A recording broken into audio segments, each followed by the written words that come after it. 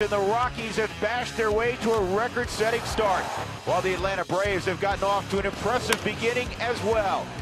In Atlanta, the brothers Upton have been united, and it's paying plenty of early dividends. BJ has come north from Tampa, while baby brother Justin has moved east. Justin, in particular, has fitted quite nicely in his new uniform, bashing a Major League best 9 home runs. At 13-5, the Rockies and Braves share the best mark in the game. Today, amid frigid temperatures, Colorado looks to turn up the heat on Atlanta. A doubleheader is next.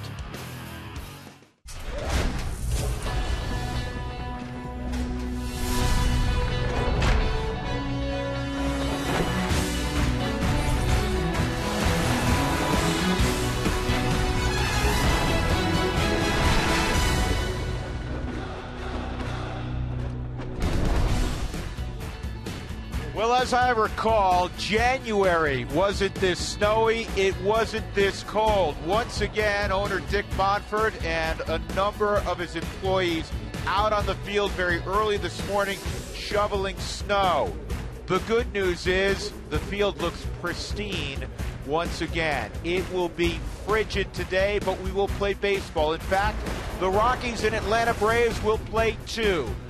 A day-night doubleheader, second time in a week because of weather. The Rockies will have to play a double dip.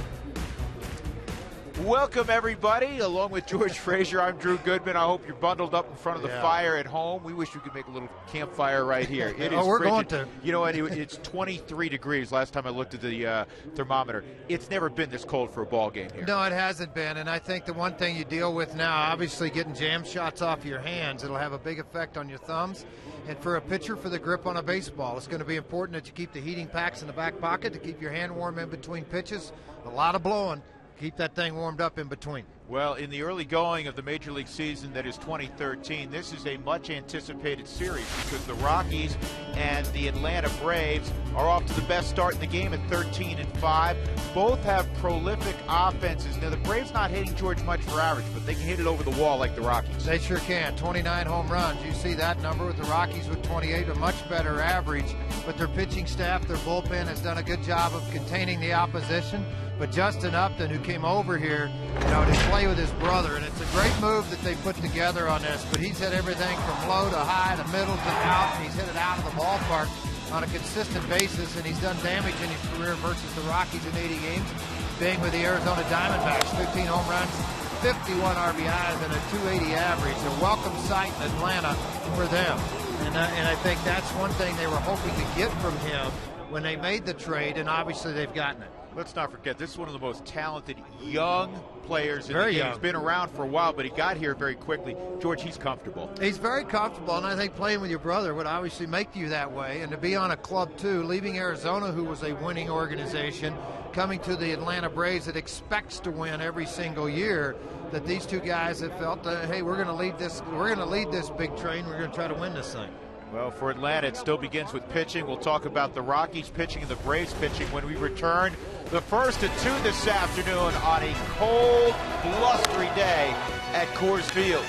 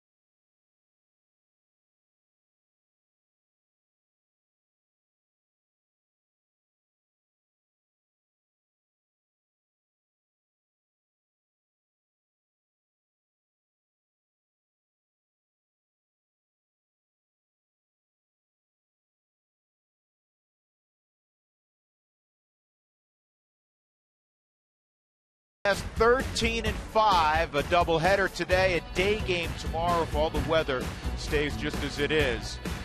The Rockies and Atlanta Braves. Last year was all Atlanta. They won 6 of 7 against Colorado. Back upstairs with George Frazier. I'm Drew Goodman. Jeff Francis has the baseball, as you saw initially today, against Mike Minor, who's been terrific. He has been terrific. Just one walk all year long for Minor, and I think that's going to be the key for Jeff Francis and Minor both. Obviously control the strike zone, but if you look at the overall pitching here, the Colorado starters with 10 wins, an earned run average of 375, and let's carry that a little bit farther, an earned run average at home, outstanding for the Colorado Rockies.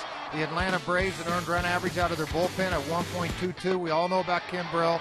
We all know about Flaherty. They're missing Venters, but they also have complemented it with other people. And, of course, the Rockies turn to Rafael Betancourt. He and Kimbrell right now save leaders with 7 each. The interesting thing about Mike Minor, he went to school with David Price at Vanderbilt, both left-handers. That was pretty good staff. Both left-handers, both first-round draft picks. Let me be on that ball club for a while. Minor doesn't realize it's 21 or 22 degrees outside. He's going sleeveless today. Jeff Francis, I asked him the other day, what's it like to pitch in the cold? He goes, once you get going, you really don't feel it. Well, he's from Vancouver. He knows a little something but I don't know about the that cold. now. It is really cold. Penguins like a day like today. Baseball players are going to have to like it as well. 1st and 2, we're going to have a lot of fun with you today. The Rockies and Braves, come on back to Coors Field with us.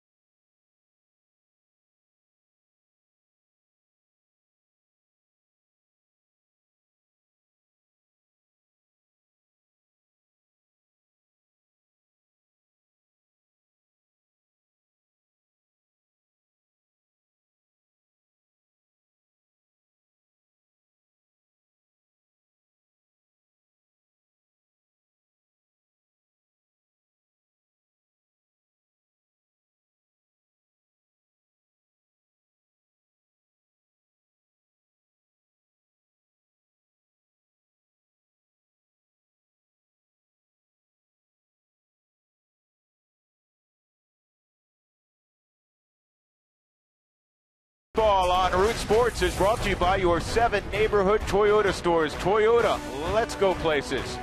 By the Courtyard by Marriott on the 16th Street Mall, Western elegance in the cultural heart of the city. And by Southwest Airlines, find our fares online, only at southwest.com. Snow removal, again, the order of the day at Coors Field. Rockies were up and out early, removing snow. Most employees were out there, including the owner, Dick Montford. Jeff Francis taking the hill. Andrelton Simmons will lead things off. And Andrelton Simmons, a fine fielding shortstop, comes in hitting .211. Freddie Gonzalez will feature this Southwest batting order today. B.J. Upton will bat second. His little brother Justin will bat third. Freddie Freeman, just off the disabled list, has been a Rockies killer, as I'm sure you're aware. Chris Johnson's leading baseball in hitting right now. Evan Gattis has been a good story. He's hit 5 home runs. Strong second baseman Dan Ugla. Reed Johnson, veteran outfielder, and the left-hander Mike Minor. As we take a look at the Farmers Insurance game plan. Frazier, what do you have? Well, throw strike one. I think that's the key for Jeff Francis. Even though the opposition is hitting a decent average at 269. It's a little different at 1-0 though. The last couple of starts, the earned run average jumped up over 6 2/3. So throwing strike one, changing speeds, try to induce the ground ball out, which this year he's done nearly 62% of the time. And this is in the air down the right field line, out of play. It's quickly a 2-strike count. George, you're talking about a very proud man on the hill in Jeff Francis. Last couple of games have not gone, as you said, the way Jeff Francis anticipates most of his outings to go. This club he's facing is a big swing club. They hit a lot of home runs. They punch out a lot also. They also strike out a tremendous amount of time, and that's where Jeff should be able to utilize. Hopefully, Willeen will make the play on this first out here in the first inning. The one hole had hit 700 against Jeff to start of this year, so good to get that first one out of the way. Let's take a look at what Jeff likes to use in the ball game when attacking the opposition. Fastball, you'll see that about 50% of the time, a little bit above, more curveball changeup mix, and it's important for him to throw strikes and be down in the strike zone with all of his pitches. And I think the key here is a lot of hitters are going to fight off the ball on their hands. It's going to hurt, and off the end of the bat. So stay on the corners. And quickly a 2-strike count on B.J. Upton. 28-year-old Upton comes from Tampa, where he became a star. They both homered in Thursday night's game, the lone victory against the Pirates for Atlanta. They've lost 3 in a row. At one point, they were 12-1 this year. Just missed painting on the outside corner.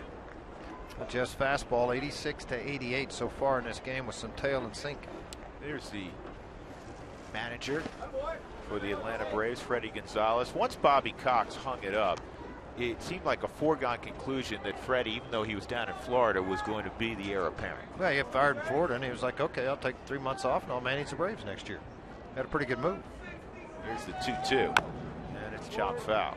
Their ball club, you mentioned the Atlanta Braves, the ability to strike out an awful lot. Well, they've done it with runners in scoring position more times than not. The last 5 innings, last 5 ball games, 3 for 24 with runners in scoring position. 2-2 on B.J. Upton. And a ground ball to third. Chris Nelson across to Jordan Pacheco. Good throw. 2 outs, and that'll bring up Justin Upton.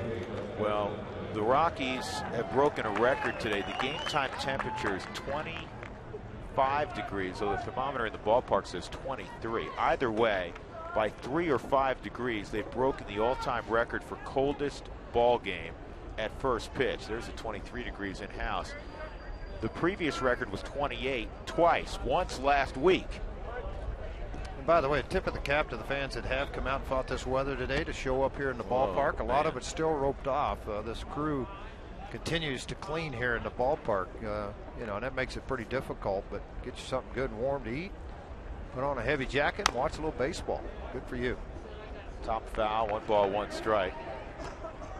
Yeah, you know, the other day I mentioned on air, you got any old hats at home that you want to get rid of, Drew and I'll take them. Send them to the house. We'll wear whatever you got. I see how you've done this. Now you're including me. Yeah, I threw you under the bus with me. Yeah, I love hats. Send them in. Here's the pitch to Justin, and it's 1-2 now. He's a Braves fan. Braves fans always travel well. They're everywhere in the country.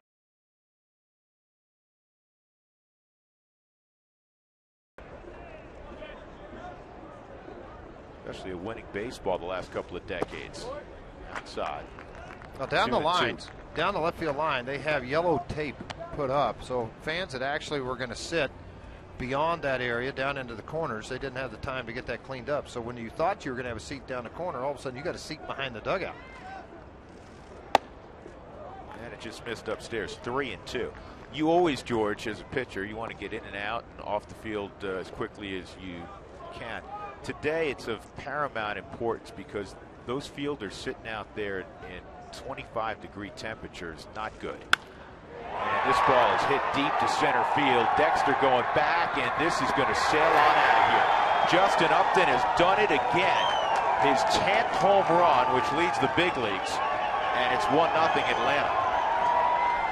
He fouled off enough pitches till they finally got something that he could do something with it. Trying to come high on the fastball in. did not get accomplished what Jeff wanted to, and then came back here with the changeup. You see it on the Mike Shaw Subaru Supermo. Watch the pitch. You're wanting that pitch farther to the outside, but yet that's down in the strike zone.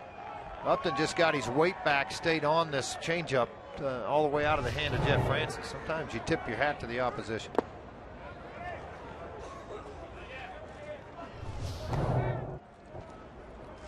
More to look at the flight of this long ball.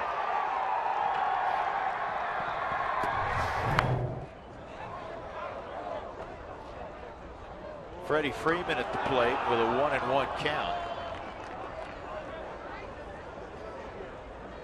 That's his 16th career home run for Upton against the Rockies. Pitch is outside. 2-1. If Jeff can get through this first time through the lineup and hold the opposition down, he gets pretty successful after that. This ball's a high drive to right, but it's going to stay in the yard. Yeah, it will. It's going to land shy of the track in Michael Kadyr's glove. So a 2-out home run from Justin Upton, and the Braves have a 1-0 advantage early.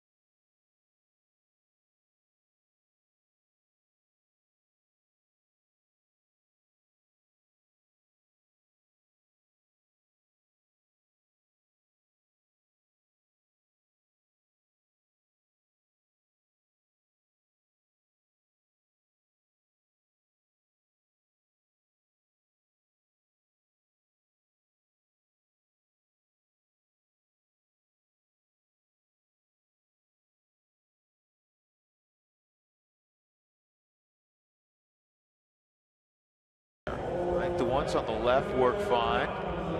The guy with the cell phone on, that's old school, that'll work. The sombrero, I mean, it's a great outfit, but where's your ear coverage? Trouble is, the head comes down, it's going to be tough to watch the game, but I get staying warm. It's all about warmth today. Dexter Fowler's going to lead things off for the Rockies, down 1-0. He's taking on his hometown team.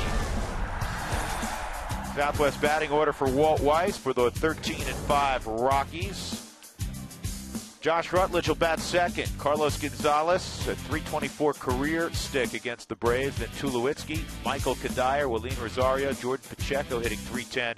Chris Nelson and Jeff Francis against Michael Minor. And the first pitch is fouled off. Minor is 2-1, but he has an .095 ERA. Pretty good numbers. So obviously the one walk's what jumps out to me. I mean, he's had one walk this year in 19 innings. He struck out 16. Left-handers are 1 for 15 against him. And he's yet to give up a base hit to the 3-hole in the order. That's pretty impressive. And Dex rolls one to third. Chris Johnson's got it, 1 out.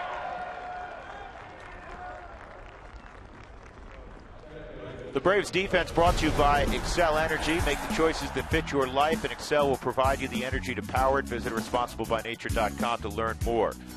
B.J. Upton is flanked by his brother Justin, who played right field in Arizona. He's now a left fielder. The veteran Reed Johnson is in right. Chris Johnson, Andrelton Simmons, Dan Uggla, Freddie Freeman, Evan Gattis behind the plate.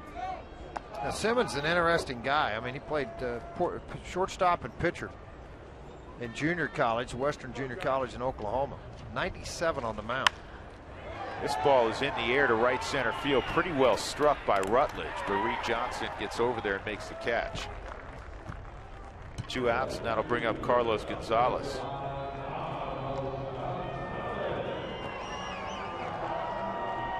Carlos had a big homestand. In fact, last week he hit .417, a home run. He drove in 6. He was nominated for National League Player of the Week. It was an honor that was awarded yesterday to Carlos Gomez of the Milwaukee Brewers. This year, lefties are 1 for 15 against Mike Minor. Yeah, more importantly, I mentioned just a minute ago, too, the 3 holes yet to get a hit against him. Managing those RBI spots, you know, in ball games, not allowing him to do a lot of damage. About Cargo's numbers against lefties, he's 9 for 18, 500 average. Doesn't matter who's on the mound with him. Nope. Right, left, hard, soft, doesn't matter. Does such a great job getting his load, preparing, and staying there. And Freddie Gonzalez realizing this lineup the Rockies have now as potent as what he's throwing out. And Cargo hits it in the air to left field, and Justin Upton has it, and Mike Minor has a 1-2-3 first inning. Justin Upton a home run. It's 1-0 Atlanta.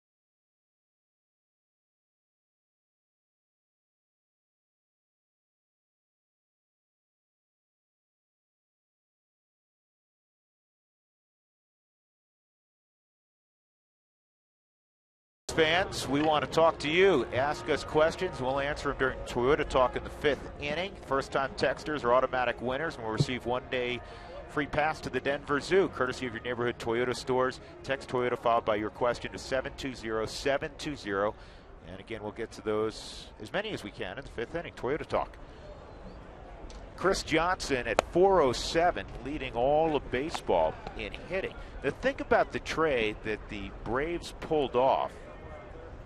Frank Wren, their general manager in the offseason. Justin Upton, the big name coming from Arizona. What most people didn't pay attention to is a pretty fair third baseman came along as well in Chris Johnson, the one-time Houston Astro.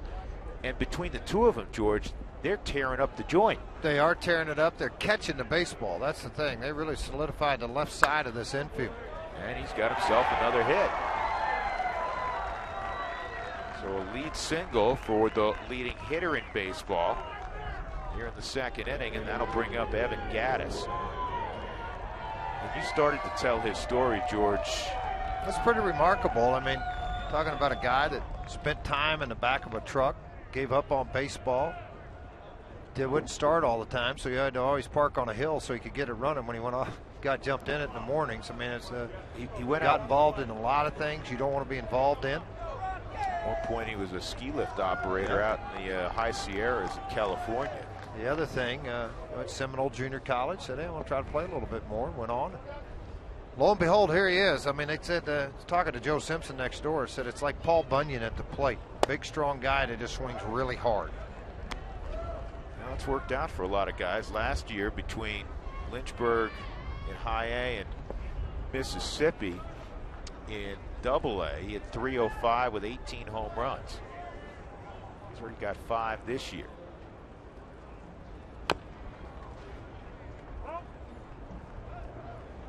Foul ball, 1 ball, 1 strike. Scott Barry's calling balls and strikes. Lance Barrett, who we just saw recently, is at first base. Mike Everett is the crew chief. Mike's at second. Marty Foster's at third.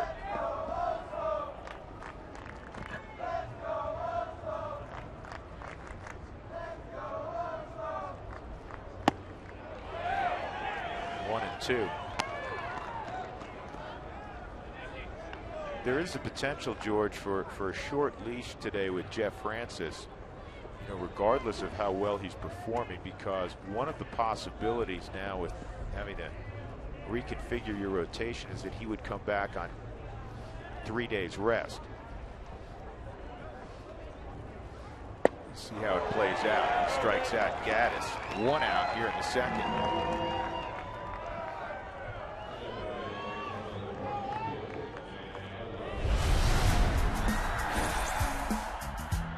Rockies defense brought to you by Excel Energy. We bring you the energy you need so that you can live the life you want. Visit responsiblebynature.com to learn more. Cargo, Dexter, and Kadai are in the outfield. Nelson, Tulowitzki, Rutledge, and Pacheco left to right. And behind the plate in game 1 is Willeen Rosario. Update on Todd Helton. He was going to take a little batting practice and see how that forearm felt. That was earlier this morning. Walt Weiss, he was going to lobby Walt to play in game 2. That's a strike.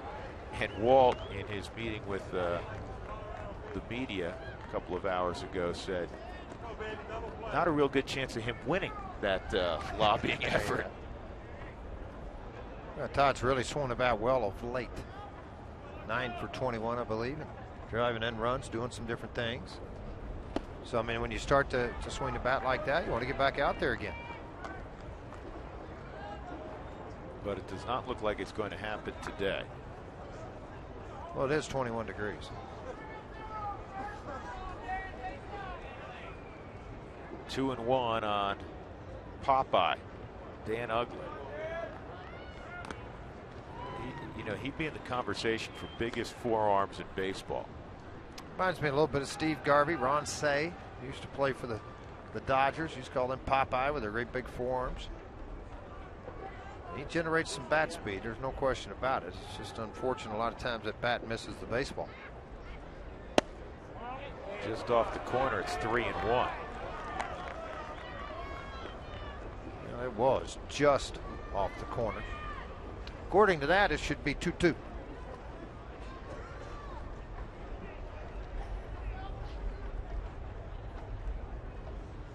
This is hammered straight away, and it's going to get on out of here. 2-run home run from Uggla, virtually the same spot that Upton went deep last inning. And this is what the Braves have done this year. That is their 31st home run of the season. It leads Major League Baseball, and they now lead the Rockies 3-0. And Jeff Francis's issues, George, continue. They do continue. That first time through the lineup, mentioned they'd hit near 700 against Jeff. So trying to change something in that respect. And let's see where this pitch is. See, once again, these guys are good low ball hitters. Maybe a little bit too much of the plate, but you saw where Willeen was going to catch that ball below the shin guards.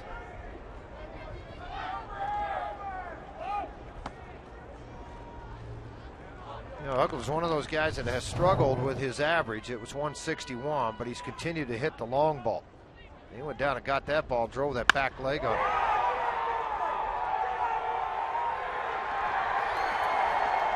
Just to tell you kind of what this young man has done in the last few years as a second baseman, more home runs than any other second baseman. So you see this among active players, 213 in his career. Chase Utley. Robinson Cano will take that over in my eyes. Yeah, Robbie Cano already has 6 this year. And you talk about all-time home runs by guys who primarily played second. Jeff Kent is number 1 with 377. Rogers Hornsby hit 301. Biggio played other places, but a lot of second base, hit 291. Sandberg, Hall of Famer, hit 282. This is slowly hit to Rutledge and didn't get it. Yeah, pulled his foot off on the throw. Reed Johnson, an infield hit. Joe Morgan, if you're wondering, hit 268. How many Kent hit? Kent hit 377. It's an awful lot of doubles, too. You see Rutledge come in. That ball looked like it took a funny hop right on that last second. He was coming on a straight charge, then has to backhand the ball, the snap throw to Pacheco, and the throw took Pacheco offline. So Mike Minor looking to bunt is at the plate. And gets it down perfectly.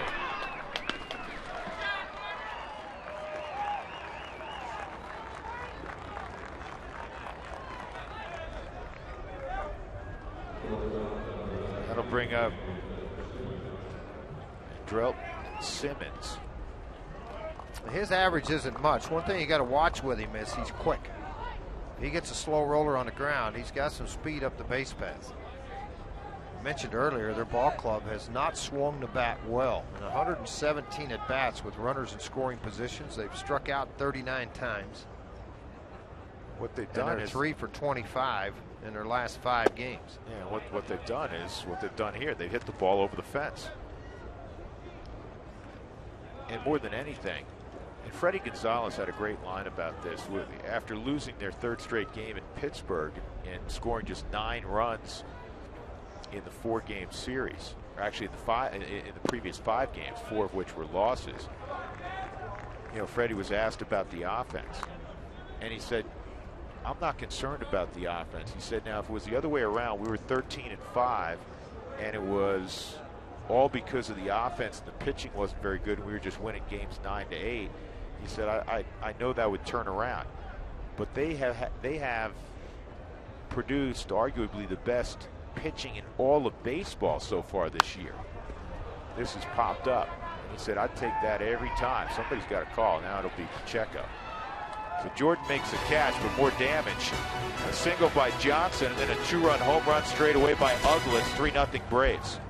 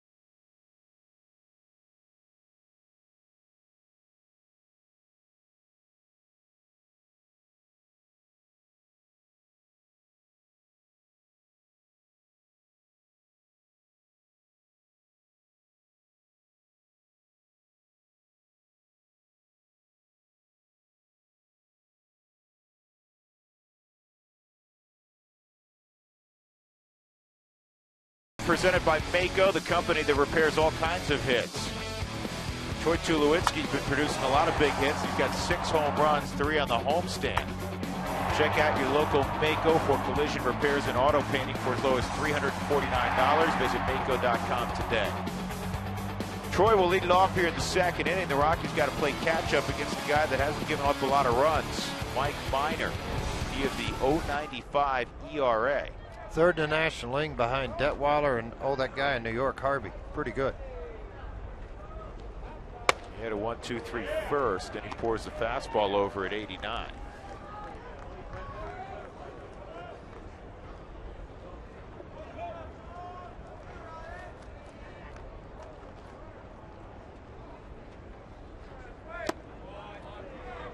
No, BJ, on Troy. The opposition's been playing Tulowitzki in center field a little bit farther into the right center field gap, about 10-12 feet. Upton's playing him straight away.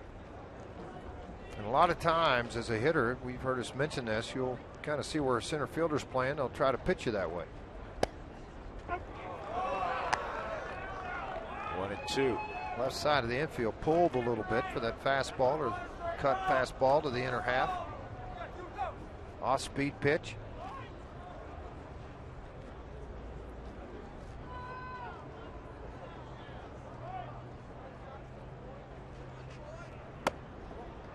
Tulo stuck around last year for just 47 games, April and most of May. And he did not hit his 6th home run until May 23rd last year. This year he's got 6 on April the 23rd.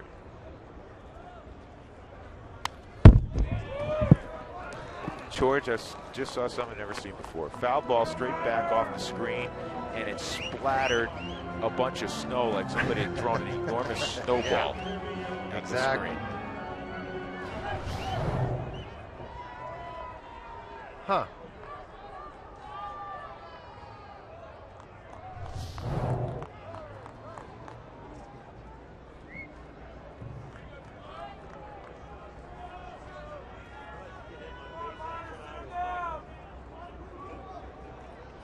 Two.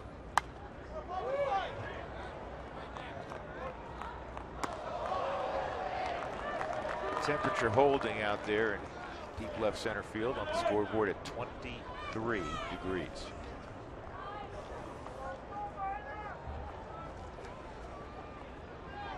Go, Troy. Come on, baby. You own this guy. Come on, Mike. Come on.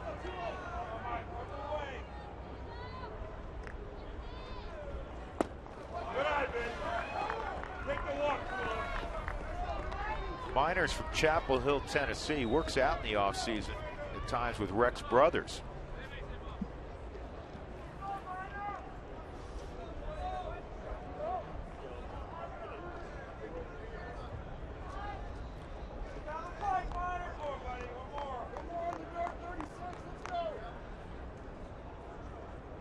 Full count on Tulowitzki.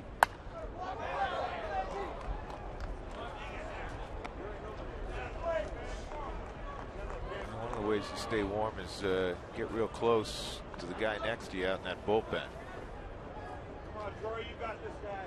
Go right back over here into this corner. You're going to see what? Oh, yeah, there they are right there. Those propane tanks, they got some big heaters working down there in that bullpen. I tell you, Wilton Lopez is hugging the heater.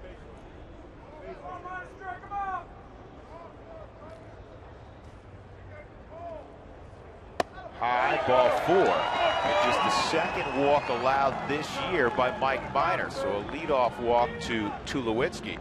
That'll bring up Kadire. It will also lead us to our sideline report, brought to you by the Honey Smoked Fish Company. Secrets in the fire. It's a ready-to-eat superfood. And here now is Mark Stout. Mark? Well, Drew, George, conspicuous with his absence from the Braves roster because he retired, is Chipper Jones. You see the number 10 there.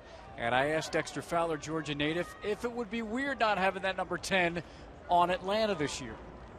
It's gonna be crazy going to third base and not being able to talk to him. Like, hey, what's up, Chip? Like, that's crazy in itself. You know, ever since we were growing up, we'd see him at playing third base in the lineup, and it will definitely be missed. But not surprisingly, there are a number of Chipper Jones jerseys out here. Of the few people that are here, guys. He remains a very, very popular player. Chris Johnson playing there right now. The Yankees tried to, with all their injuries, particularly at third base, tried to get him to come back for another season. He said, I'm going to go play bad golf. 2 strikes on Kadire. No swing, 1-2. I had a conversation with Dexter as well about Chipper. And, it's a guy, if you grew up as Dex did, in Georgia, I mean, he had to be one of the guys, and Dex is a switch hitter now, that you just modeled yourself after. In fact, Dex's folks live very close to Chipper. Good eye, baby. Lay off that high Well, what you compared there in Atlanta for all those number of years was Chipper Jones with the bat, and then, of course, Glavine, Maddox, and Smoltz if you were a pitcher. Hey, listen, I'm not looking for. Hey, who is that? Who is that? Pretty good 4 guys to model your game after. Absolutely.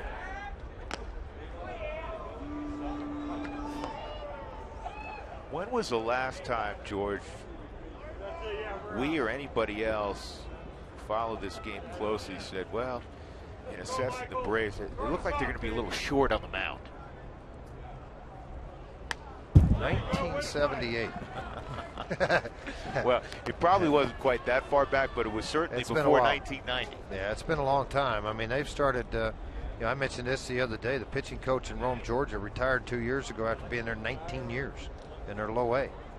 You know, their guys stick around. They take very good care of them financially. They stick around to help the progress of these guys as they come through that minor league. That's scorched left center field. B.J. Upton was pulled over to right center. See if Kadire can get to second, and he will. A double by Michael Kadire. Stopping at third is Tulowitzki. And the Rockies, with nobody out, have a little something cooking here in the second, down by 3 runs. They do, absolutely. Kadire now 3 for 3 after this double against Minor, after the walk to Tulowitzki, and a good at bat too. Mike Shaw Subaru Super Mo, that cutter coming right to the middle of the plate. Kadire staying right on top of it. Drove it right back up the middle. Remember, with all this snow and you have the heat on the grass right now, there's still a little moisture on that outfield grass. So when you get some backspin and it kicks, it could really skip even farther and quicker. Kadire's hustle kept the double play gone. You know, you got second, third, and the opportunity to get 2 with a knock. Well, Rosario's 1 for 3 against Minor. That one was a big fly on the inside corner.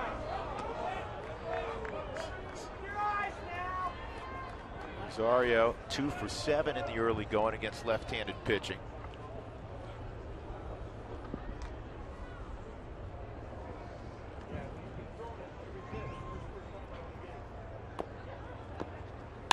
And softly hit to second with the bobble. Tulowitzki's going to come home as Ugla couldn't pick it up cleanly. Troy had to make sure also that that wasn't caught in the air. So Rosario out 4 to 3, but the Rockies get a run, and it's 3 to 1.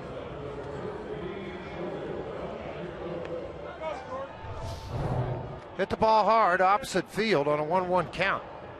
Tulowitzki's just looking, watching, and when he bobbled the baseball, play's not going to be at the plate. It's going to be at first. He just hustled his way home.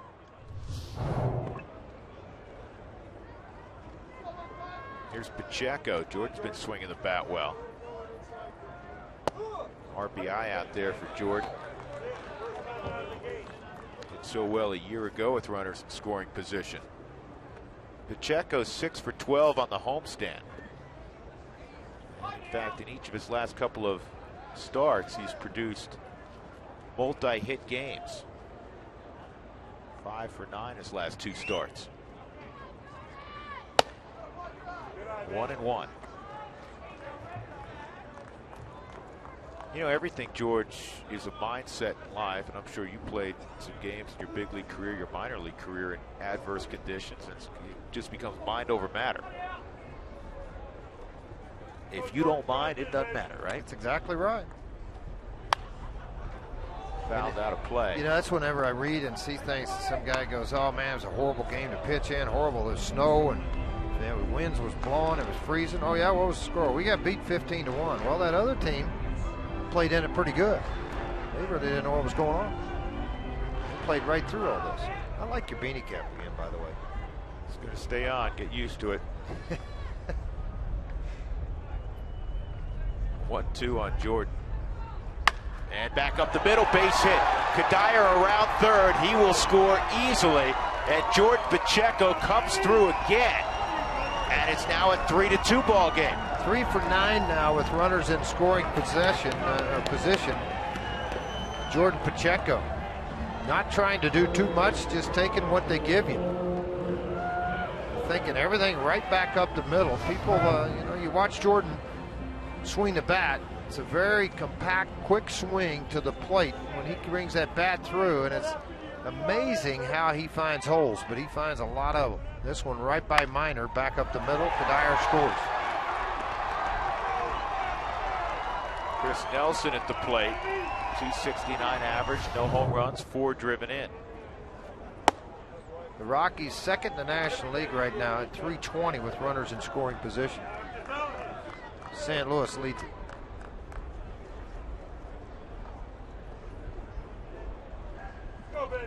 Another Georgia kid, Chris Nelson.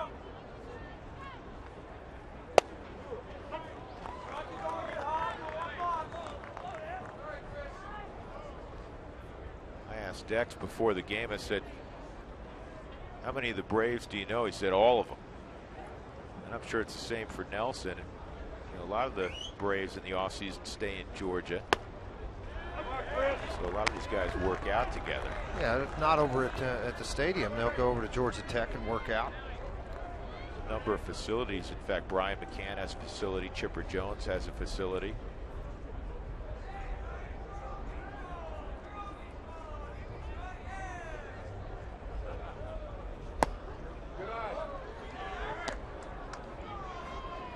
Brian McCann still on the disabled list.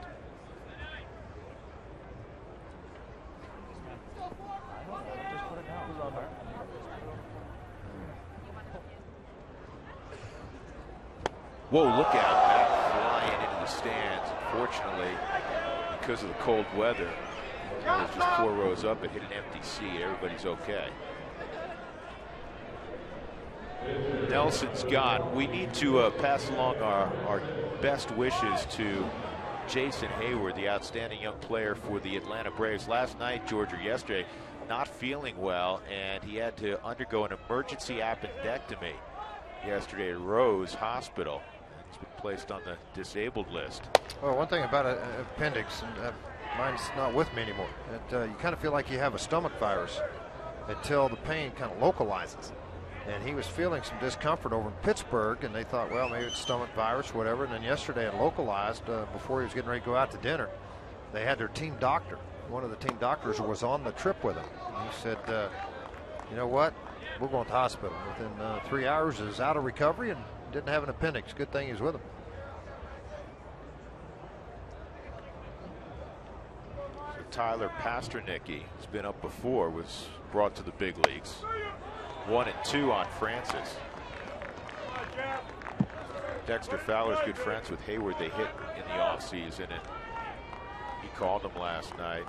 He said, you know, I think he was still pretty drugged up in the hospital, but he was feeling a little bit better. A strikeout of Francis, but a very good inning for the Rockies. They get after Mike Minor, and they narrow the gap to a 1-run ball game. Walk to Tulowitzki, Kadir a double, Rosario an RBI ground out, and then Jordan Pacheco with a clean single up the middle. 3-2 Atlanta.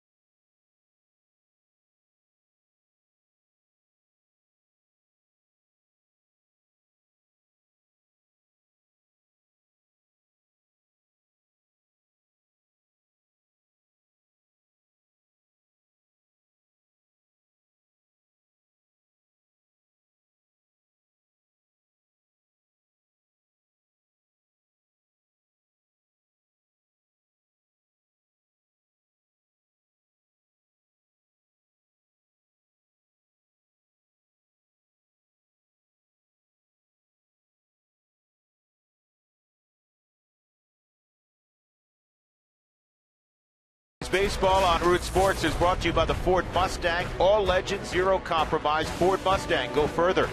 By Southwest Airlines. Find our fares online only at southwest.com.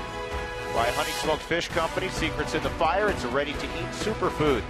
And by CenturyLink, your link to what's next. Top of the third inning. The Braves 3 and the Rockies 2. Dude, what are you doing? Is that Eddie Perez? I think it was. I think it is. Their bullpen coach.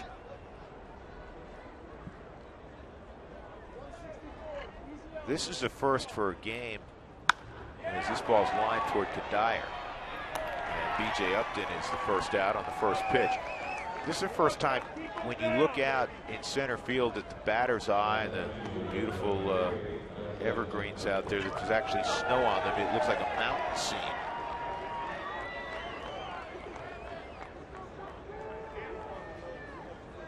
And they were out shaking them. They're trying to still get the snow out of here. They're putting in those yellow trash cans, hauling them down to the edge and dumping them over into piles, trying to get it all cleaned up. Tomorrow's supposed to be a decent day, though. That will help. Here's Justin Upton, a solo home run to center his first time. Off-speed pitch misses for Justin, his 10th home run of the year. What a difference the new surroundings make. Justin Upton hit his 10th home run last year on August 25th. Yeah, you know, for whatever reason, and you can see he's leading Major League Baseball, Dexter right behind him, but for whatever reason, I don't know, he just maybe didn't feel appreciated in Arizona. You know, but I don't know what it was, but he's got a new leash on life right now. 1-2. He's really enjoying us chatting with him earlier. He's really enjoying playing with his brother, and he's a good kid. He's always got a big smile on his face. That's where you go, hey, big brother. Gifted. Big brother, you bought the big house with the big contract. I'm living with you. Well, the neat thing is, Justin was saying that mom and dad, who live in Southern Virginia, right, grew up. Justin and Kadire and Wright, Zimmerman, all those guys grew up together. That is a foul ball. I said, mom and dad, he goes, they're in town all the time. He goes, they jump on a plane. It's less than an hour away into Atlanta. Perfect. Yeah, you bet. And why not? Go watch your brother. Go watch your two boys play. That's pretty neat. But it's been there before. Well, the Braves have a history of it, George. Joe and Frank Torrey played together, the Negro brothers, for a couple of seasons, and Hank and Tommy Aaron played together for almost a decade. Swung on and missed. Jeff Francis wins this battle with Justin Upton. Well, Sue Upton's retired. And that'll bring up Freddie Freeman. Talked about first time through, nearly 420 average against Jeff. Second time through, 249. So Mike Shaw Subaru, very good changeup down and away. Freddie Freeman just missed, hitting one out his first time up. He got underneath one, and Kadire on the edge of the track made the catch. Freeman activated yesterday. He'd been on the DL with an oblique injury. He has absolutely killed the Rockies. 351 in his career, 8 home runs, 18 RBIs in 15 games. And here at Coors Field, it's even uglier. 7 games at Coors Field. He's hit .406 with 4 home runs.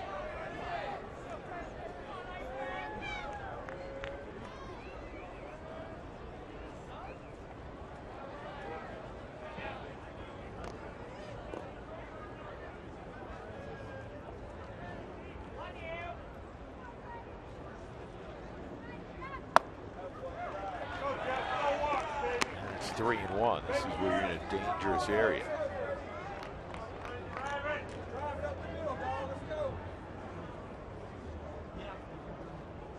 Ball 4.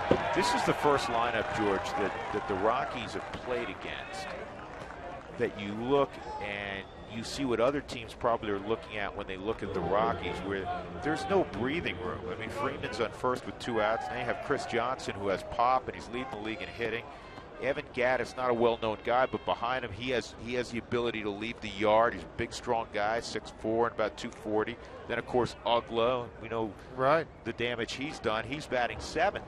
So it's a dangerous lineup, but you got to make pitches. Even though some of them, at this point, average is not what you think it's going to be. It'll equal out by the end of the year. Hey, tickets going very quickly for the Rockies and Yankees. Yeah, that's coming up to May 7th through the 9th, so get yours today and root on the Rockies as they take the Yankees on here May 7th through the 9th, 303 Rockies or Rockies.com to pick up some tickets.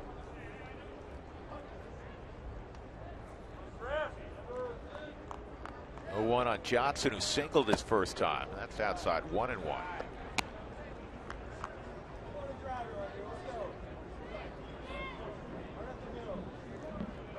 That's a blue sky. We haven't seen that for a couple of days. Partial blue.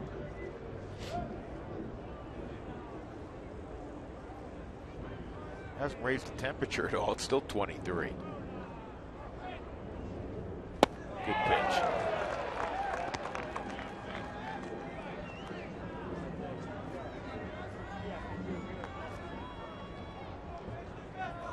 The Braves this year, there's the blue skies. Braves this year are 13-0 when they hit a home run. They've hit 2 today. They're 0-5 when they don't homer in a game.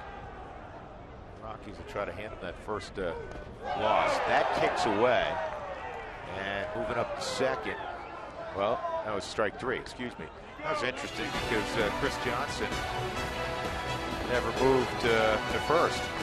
Good inning for Francis.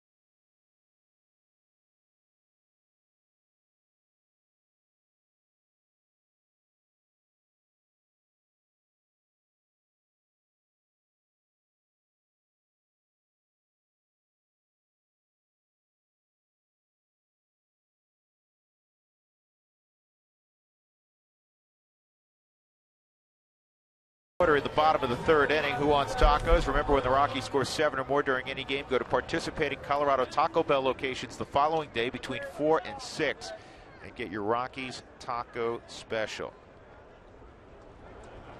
Dex against Mike Minor. Evan Gaddis wanted to throw a baseball back, didn't have it in his gloves. Just reach behind. Umpire will take care of you.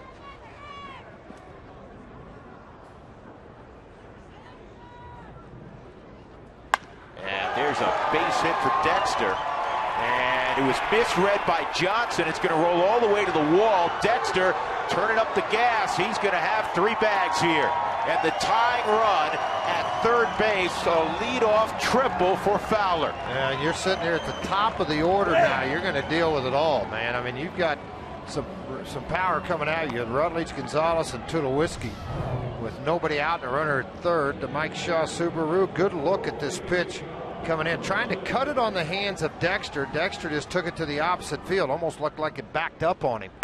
Well, he hit this into right field. He got on top of it. A little bit of backspin. You're right. Johnson came on an angle as if he thought he could cut that ball off, but he had to retreat to the wall to get it. Josh Rutledge. Ball one. George, that's the first triple of the year for Dexter. He had 15 last year. Also, a couple of notes about that hit. He was just 1 for 15 against left-handed pitching prior to that triple, and he had been 1 for his previous 16 overall prior to the triple. This is going to get the run home, may get Rutledge an infield hit. It will. Josh Rutledge hit it off the end of the bat to Ugla, and the way Rutledge runs, you had no chance, and we're tied at 3. Well, not your typical way to look at base hit RBI when it only goes about 55 feet, but when you have speed, it really makes the big difference. And that's what Rutledge has. This ball right off the fist. Rutledge very alertly took off when he saw that ball get by Minor and then just beat the throw. Good read by Dex. It has to clear the mound. That's what he's looking for. And once it cleared Minor, he knew he could go. So the Rockies down 3-0 after an inning and a half have tied up the Braves and Mike Minor. Here's Cargo. And that's yanked down the line. Stay fair. It's just foul. Wow, I thought that was on the line. First base umpire Lance Barrett wheeled around and indicated foul ball. If it was foul, it was foul by inches. The width of a baseball at most. You'll see this ball come right at you at the house. It's going to be very, very close. But you can see he's got an eyeball on it. You know, nothing flew up, so, you know, it's not going to at the painted lines the way they used to be. You know, it used to be a whole separate type of thing. You know, you used to have a lot of chalk down there, so you might have flown a little chalk up on that one.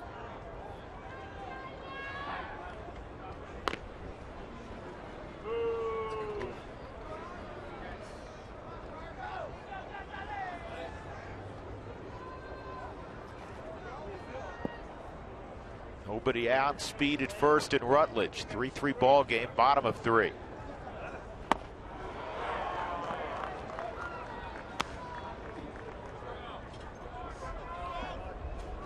Cargo line to left center field his first time up. Cargo, come on, baby. And again, there's heating coils underneath the outfield. You can see the steam coming off the field. So at least your feet are going to be warm, right?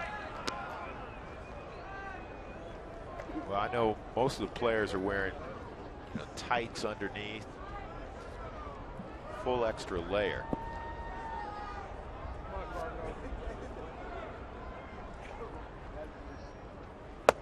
The trouble is, especially for pitchers, but a lot of guys don't like to wear a sleeve on their throwing arm.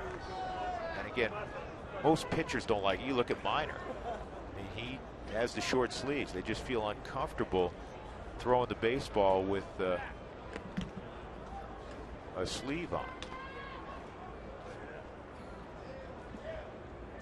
The pitcher's constantly moving, but if you're a position player, it'd be hard to do that today. 2-2. No swing, 3-2. Way to go, Cargo. Good on, baby.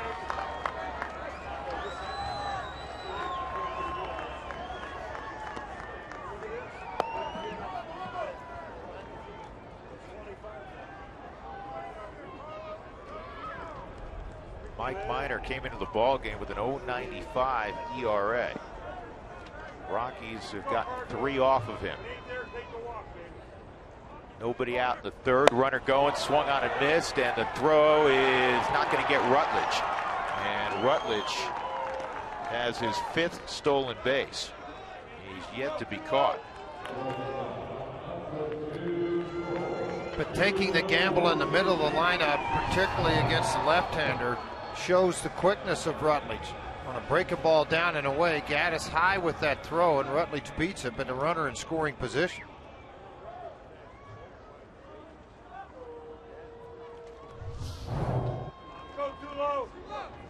Tulo had a lengthy at bat leading off the second inning. It resulted in a walk.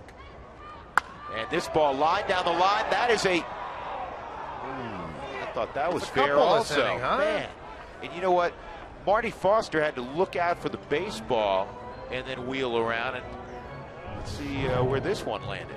Yes, and this ball's coming right at him. I mean, this is hooking right at him. It is foul. But it's not fouled by much. Second one this inning.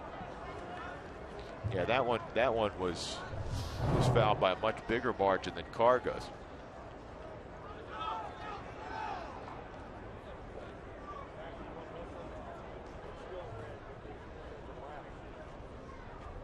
Go ahead run at second in Rutledge, 1 out. Wells Fargo customers get your 2-for-1 Rockies tickets at the club level today by going to wellsfargo.com/Rockies. Wells Fargo Bank, member FDIC.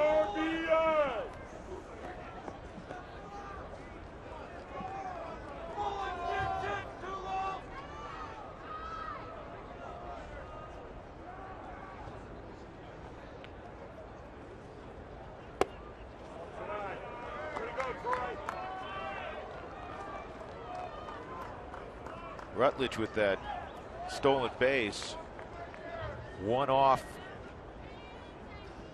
McCutcheon and Cabrera, who both have 6. Everett Cabrera, Andrew McCutcheon.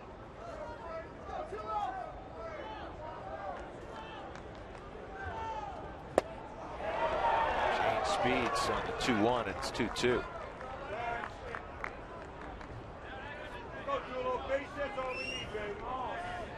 Minor, quick through the minor league system of the Atlanta Braves as the #1 draft pick. 09 Rome, 2010 Mississippi, Gwinnett, and old Atlanta for 9 ball games, 8 starts. Spent a lot of time there. Tampa took him in the 13th round in 06.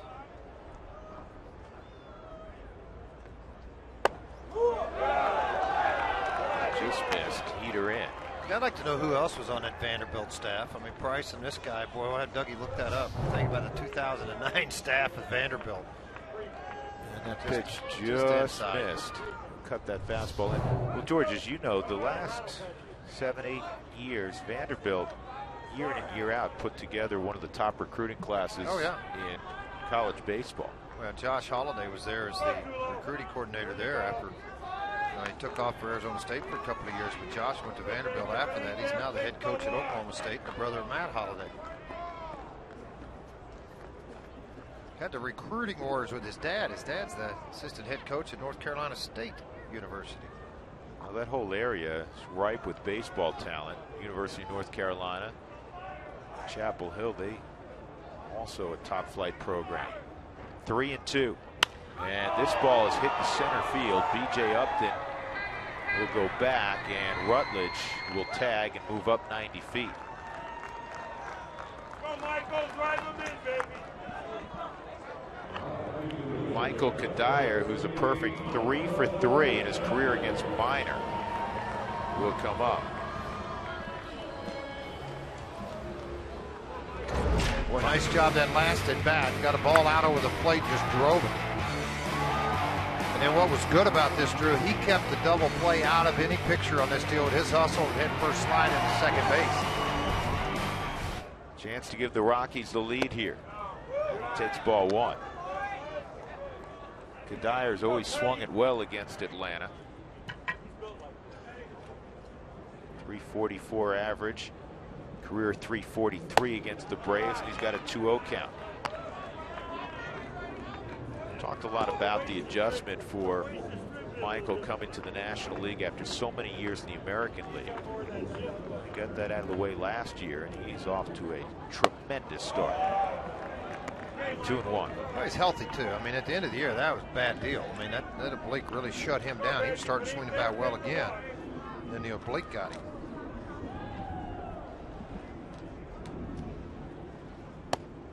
Three and 1 with Rosario on deck. It ain't there, Michael. Take a walk, baby.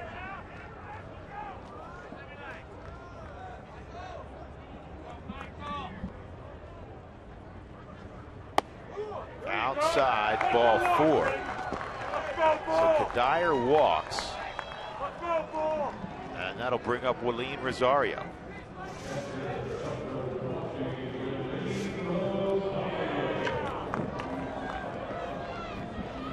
Well, you solicited. I did. I got one.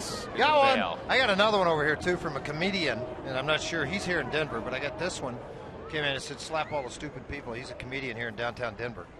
That's right. Thank you. You did that. This one came in. Hey, the Moosehead came in. Hold on a minute. Came in from Kent and Dale Pendleton out of Thornton, Colorado. Thanks for the Moosehead. I'll be wearing this around a little bit. I like that hat. Yeah, it's pretty good.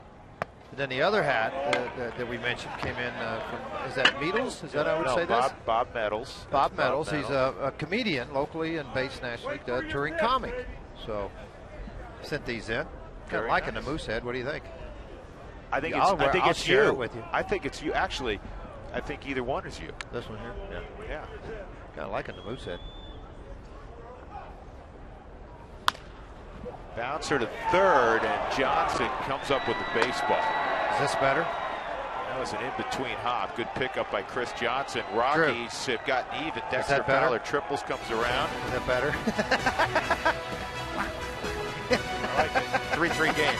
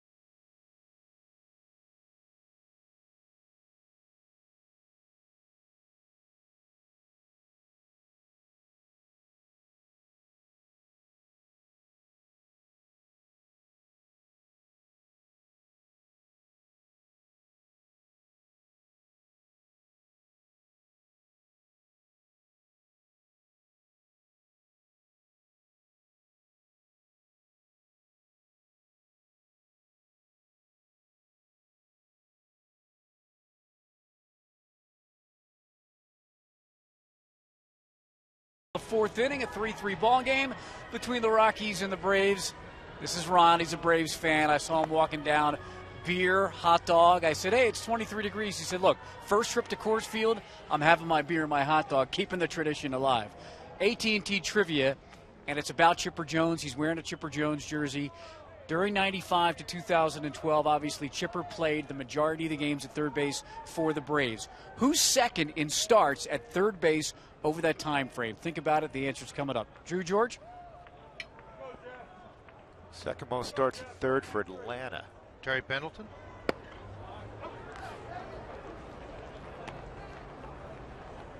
I think if Terry, that was toward the end of Terry's career. The manager. No, he's second baseman. What? Johnson? No, it was when Chipper was playing. Right? Is that the question? Can we throw the AT&T question up again? Evan Gaddis at the plate. Okay, we've gotten a clarification from the truck. During when Chipper played. Davey Johnson, George, and Chipper never overlapped. No. Here's the 1-1 on Gaddis, and this is good. 4-3. Gaddis with his 6th home run. That was a loud shot. 3rd home run off Jeff Francis in this ball game. Getting a feel for what Atlanta's done most of this season. They have hit the long ball. Now the way he sets up, talking about Gaddis at the plate, is the way he sets up, it really allows a wide stance, but look how much load is to that backside. And you talk about a strong lower half. I mean, this guy's one of those guys that does have the strong lower half. Some guys a little more upright, some guys are down. But see, look how far he's down right here. Look at that crouch. And then all of a sudden, as the pitch starts to come in, he'll load everything to that backside where he can really explode on a baseball. He did there. Gaddis grew up in the Dallas area, and George was telling his story. He had a scholarship to Texas A&M. He said, I just didn't have enough confidence in myself coming out of high school. He said, had a fear of failure, and he was honest. He said, I had a fear of failing a drug test. What a turnaround.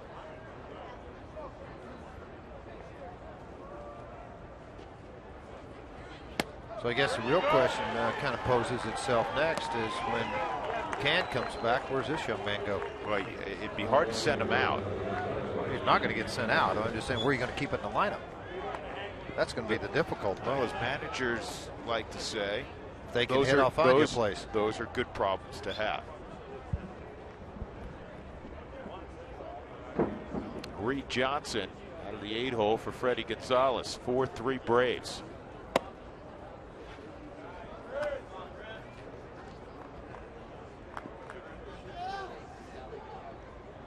Reed in infield hit his first time up.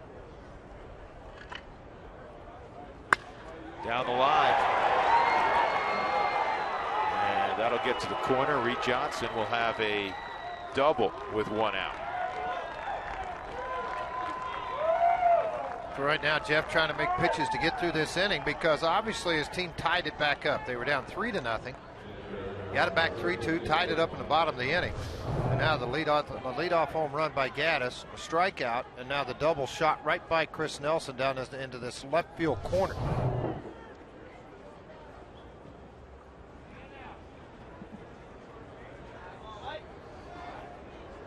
If you were with a group of 25 or more, make sure you call Coors Field because I'd like to put your name up on the scoreboard. Let everybody know when you're here. Groups of 25 or more. Give the Rockies a call right now. You got some special offers out there for you. 303 Rockies. And get your group together and come down to the ballpark.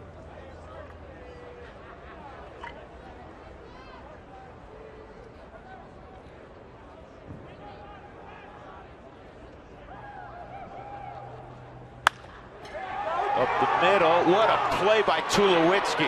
That saved a run as Mike Minor is looking for his first hit of the year. Great play by Tulowitzki. I can tell you right now, if you're not 6'4", you don't make that play. He just flat laid out and knocked this ball down. And Minor, a good athlete, runs well, so Tulo had to get right back up off his feet in a hurry and make that snap throw to first. Nice play.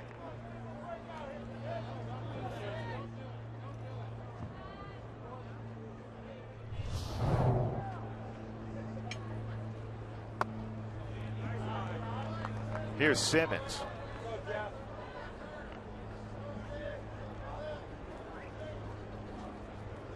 Andrelton, one of those kids, George from Curacao. Who was the guy we had the other day? Mets? Was it the Mets? Or Diamondbacks? There was another player there. Gregorius, the short's the other shortstop. Gregorius. About the same age too, aren't they? Pretty close to. Yeah, I think they're pretty close.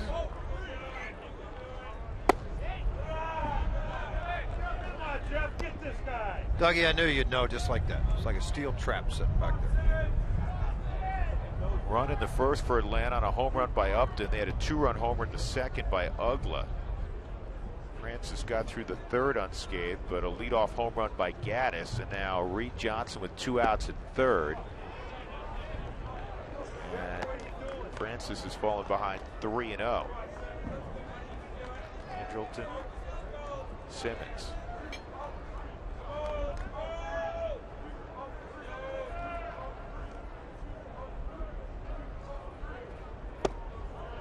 Four-pitch walk, and that will bring up B.J. Upton, who is 0 for 2. Ground ball to third and a line drive to right. The pitch count not really a big deal for Jeff right now. I mean, 69 pitches, 41 strikes, 28 balls. He's made a couple of good pitches that they've hurt him on, a couple of bad pitches they've hurt him on. Just getting in that danger area right now. That lineup you got to be really careful with. And Rob Scahill is starting to get loose. Scahill's been stretched out in Colorado Springs. He is warming up to pitch multi-innings. B.J. Upton was looking to hit a 3-run home run there. Upton has scuffled early with the Braves, hitting 162 with a couple of home runs. I think both times he's hit a home run, almost positive that his brothers hit a home run also. I know it happened a few days ago on April 18th. I think it happened earlier also.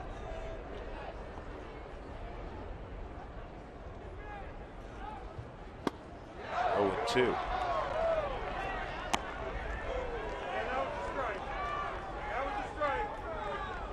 Could hear Scott Barry. BJ swung at it, and a lot of hitters will go, did I swing at a strike? They'll ask the home plate umpire, would that have been a strike? And Scott Barry confirmed, yep, that would have been a strike. Got to make a pitch here. First and third. Blocked, and for a moment, Reed Johnson thought about galloping home. Freddie Gonzalez yesterday said the home plate area looks different. And I said, yeah, it's a little closer. So I'm sure they've made everybody aware in their deal. When this thing ricocheted off, it doesn't get back to the home plate area, but it does a very nice job of keeping the ball within a distance to get to the baseball. Good job, Wayne.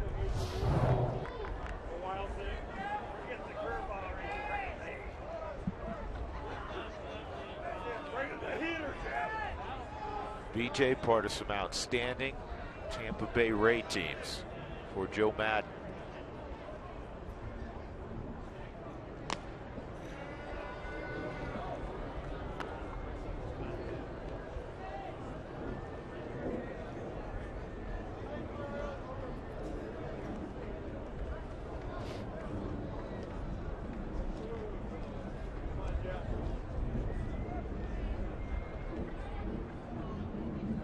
One, two. Well, he's part of a long list of players, Drew, that Tampa no longer could afford, that have gone on to play. But the thing about Tampa, it seems like they just replace them with guys that within their system, or get a guy that's been kind of on a downslope and get a hold of him and run his career back up again. What they've done an extraordinary job of is coming up with pitching, developing pitching. Here's the 2-2 runner going, and it's line foul.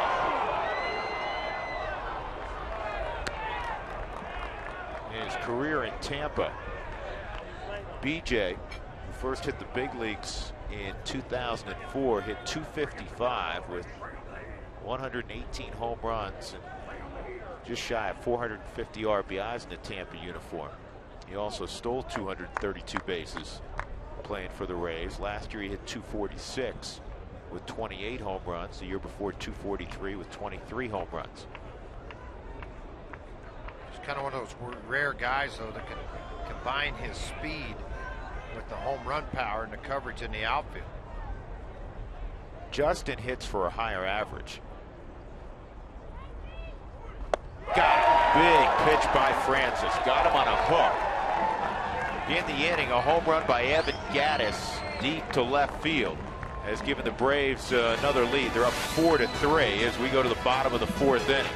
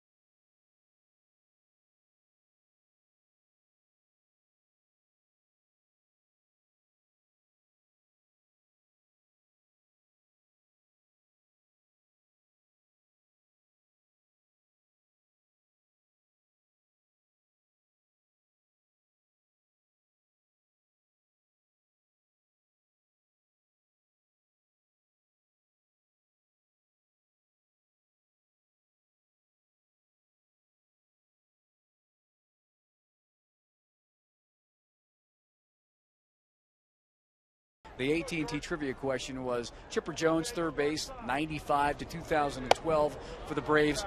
Who had the second most starts to Chipper Jones? And I know you guys were thinking about Terry Pendleton. He's on the list, but second most, Vinny Castilla. Because you remember there was the one year. We should have known that. Yeah, when Vinny played third and Chipper went into the outfield. Other names on that list are like Eric Hinsky, Wes Helms, Mike Mordecai, Mark DeRosa. I mean, you've done the games over the years, but it's an interesting list to look at beyond Chipper. You know what? We should have figured that one out. Should have known a Rocky tie today playing against, you know how they do it. Pacheco skies to Reed Johnson, 1 out. Chris Nelson will be next to face Mike Minor. He struck out his first time up. See if Francis comes out on deck. He will.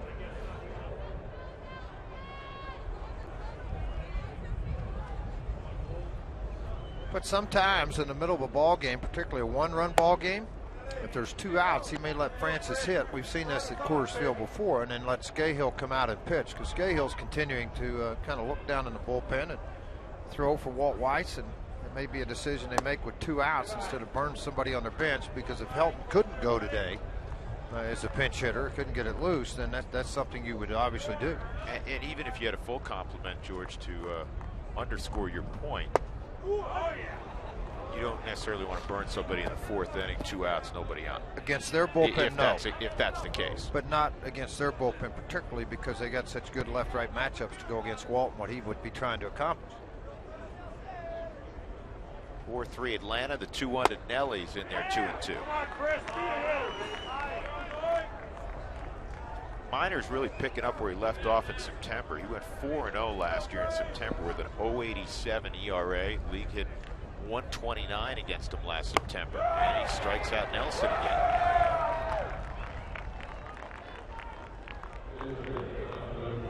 4th strikeout for Minor, and here comes Francis.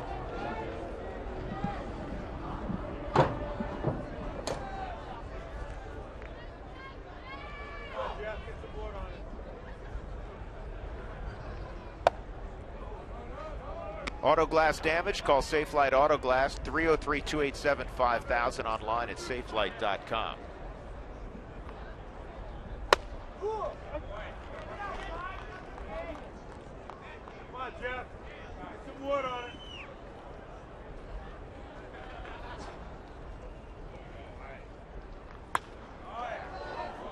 1-2.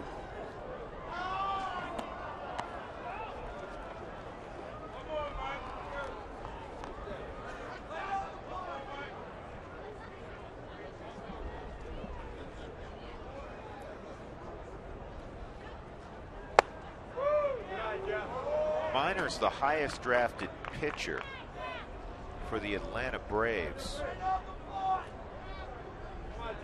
They've been fortunate. A lot of the guys a long time. In fact, he's the highest draft selection they've had. He was 7th pick overall since Mike Kelly was taken 2nd in 1991 out of Arizona State. Remember 2 things. They win a lot, so they don't get to pick very high. Yep. The other side of that is they've been a great job of developing, like Chris Medlin, who's kind of a middle round guy. Then you mentioned earlier Craig Kimbrell, where he was in the draft. A lot of 5 through 20 round draft picks have made it to the big leagues with the Atlanta Braves.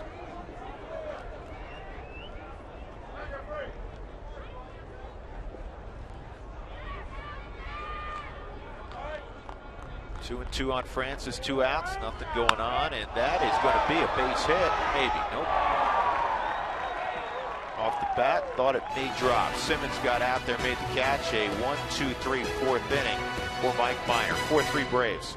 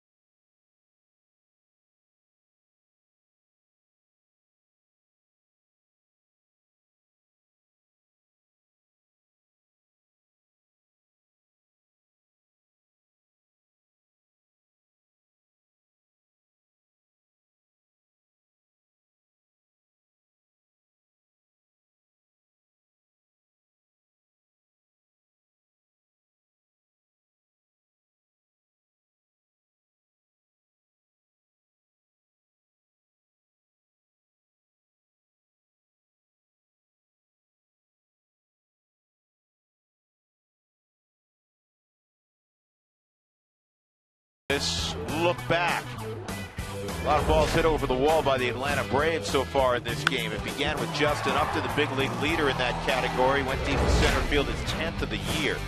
In the second inning, Dan Uggla, no stranger to trotting around the bases, a two-run shot. Rockies were down 3-0, but they would counterpunch an RBI ground out here off the bat of Willeen Rosario. That brought Tulowitzki home. And then a Jordan Pacheco base hit got the Rockies to 3-2. In the third inning, after a leadoff triple by Dexter Fowler, Rutledge, a little squiver that got the run home, and then Evan Gattis unknotted things with a blast to left center field. Let's drop the bat and go. He knew that was long gone. Cooney Lexus, where luxury has an address in Littleton and soon to be Greenwood Village. They have a grand opening coming up very shortly. Justin Upton will lead things off for Atlanta, and he's going to see Rob Scahill. Scahill last year in September got in 6 ball games, and he did very nicely in his first big league experience. This afternoon's pitching change brought to you by Ram Trucks. Guts, glory, Ram. Scahill this year in AAA, 5 ball games, 2-0, had a save.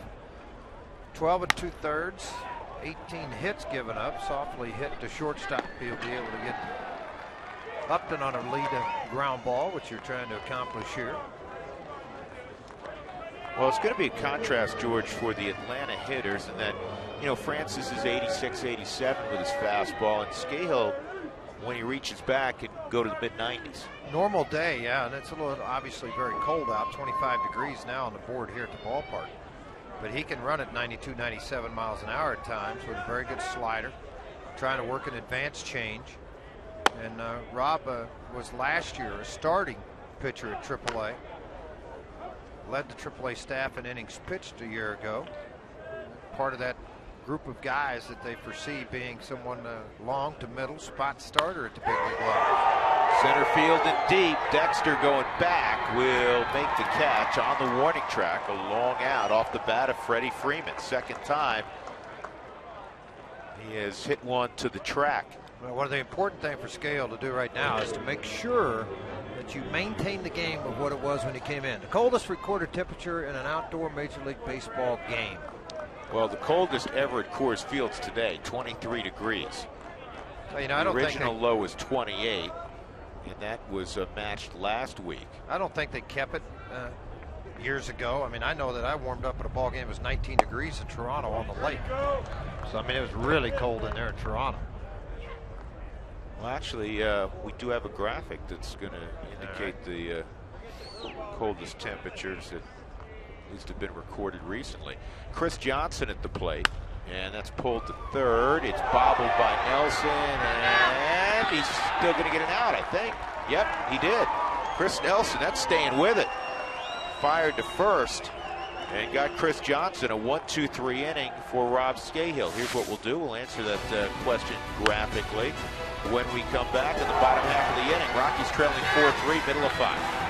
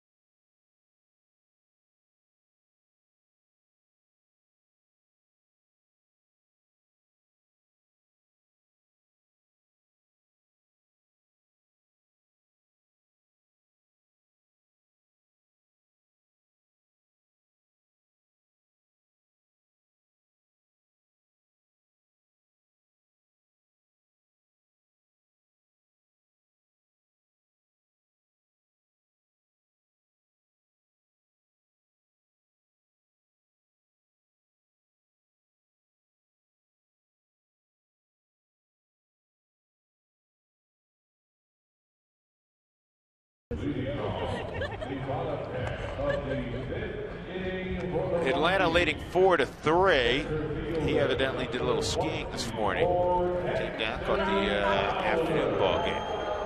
Rockies will play 2 today. They'll play at 6:40. We'll have it for you on Root Sports. Coldest days in baseball since 1991. This is the coldest. The Mets in Colorado a few days ago. And there was also another Rockies game that was 28 degrees.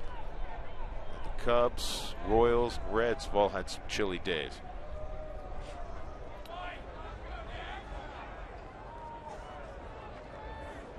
Dexter tripled his last time up.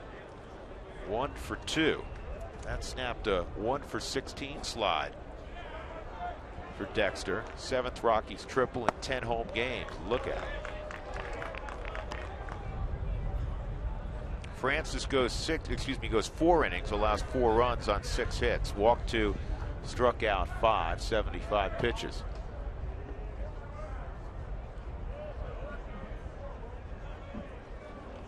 And this ball into left field, and it's going to drop in front of Upton. So another hit for Dexter, and the tying run is aboard. I think that's a maturity level for Dexter now too. Struggled 1 for 15 prior to today's ball game. All of a sudden, a couple of hits pop up. You just never give up on what he's trying to accomplish. He's just supremely confident, George, and just well, changes. he should be. Well, it just changes for you. I mean, obviously able to relax now because money does play a part of the game. But he's able to relax after receiving a multi-year contract, performing very well. And Rutledge puts down a bunt, and they're going to get the out at first. It's one of those where it kind of works out either way. If you're safe, you get a hit naturally, and they'll give him officially a sacrifice, 2-3. So Dexter in scoring position for Cargo.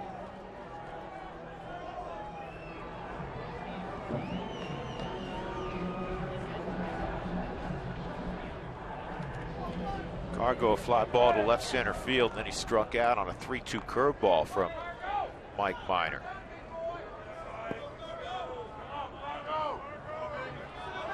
Playing him straight up.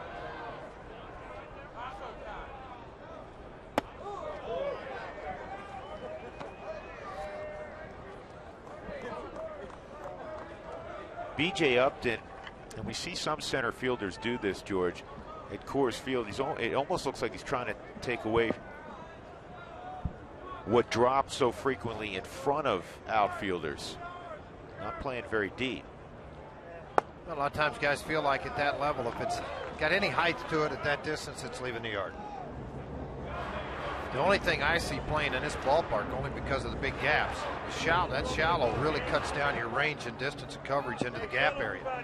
But you have 2 fairly quick guys on both sides of you, and if they're playing a little deeper, they can help you out with it. But as a center fielder, it's difficult to play that shallow. I mean, Andrew Jones was ridiculously shallow, along with Rick Ankel did the same thing. Edmonds did the same thing. They played really close. 3-0 on Cargo. See if he gets something to handle here.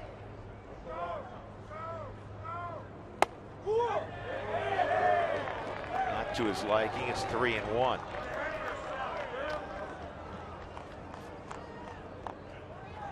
One out. Dexter's at second base. Tying run in a 4-3 ball game. Bottom of 5.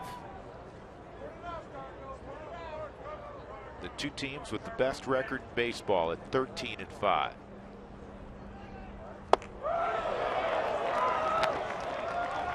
on, Cargo, take the walk, baby.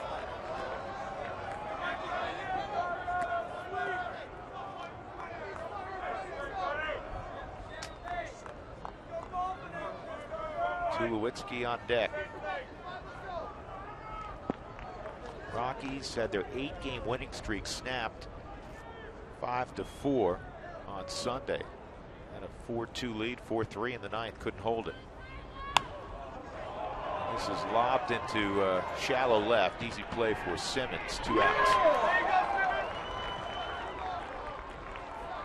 Thanks for texting in your questions. It was a 5-pitch inning. We didn't get to many last inning, so if you have more, Tracy Ringlesby standing by to answer another Toyota Talk question before the conclusion of this game.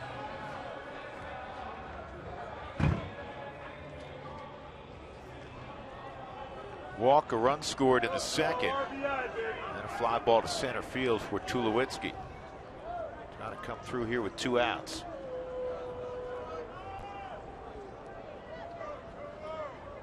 Next pitch for Myers will be number, for Minor will be number 89. He got under this one a little bit. Easy play for B.J. Upton. And the Rockies are going to leave Fowler at second base. We'll go to the 6th inning. Atlanta 4, Colorado 3.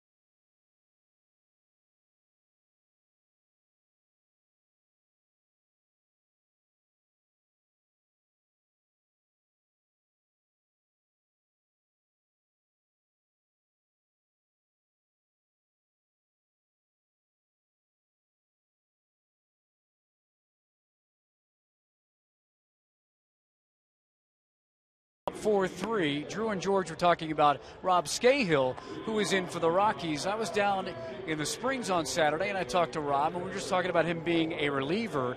And he said that after what he did last year, getting called up in September, the organization said, we could use you out of the bullpen, either in long relief or short. And he said, that's great. That suits my mentality well. I'm just going to go out there and attack.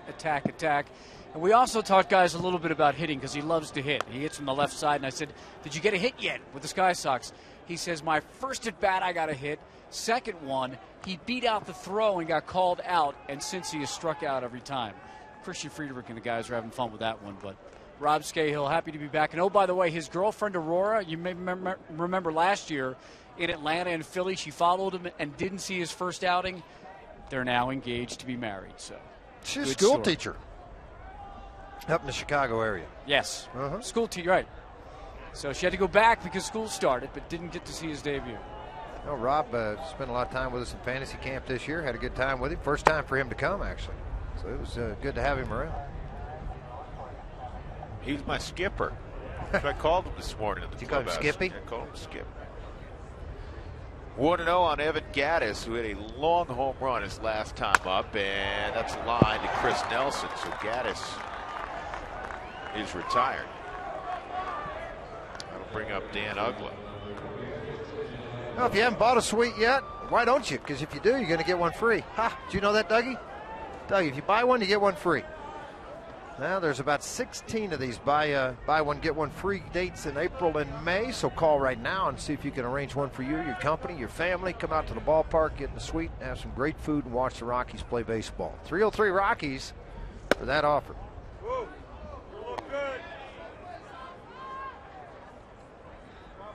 Dougie, were you thinking about skiing today? You got your ski pants on. I didn't know if you cross-country skied on your way down here. I'll tell you what, I came over here this morning about 8:30.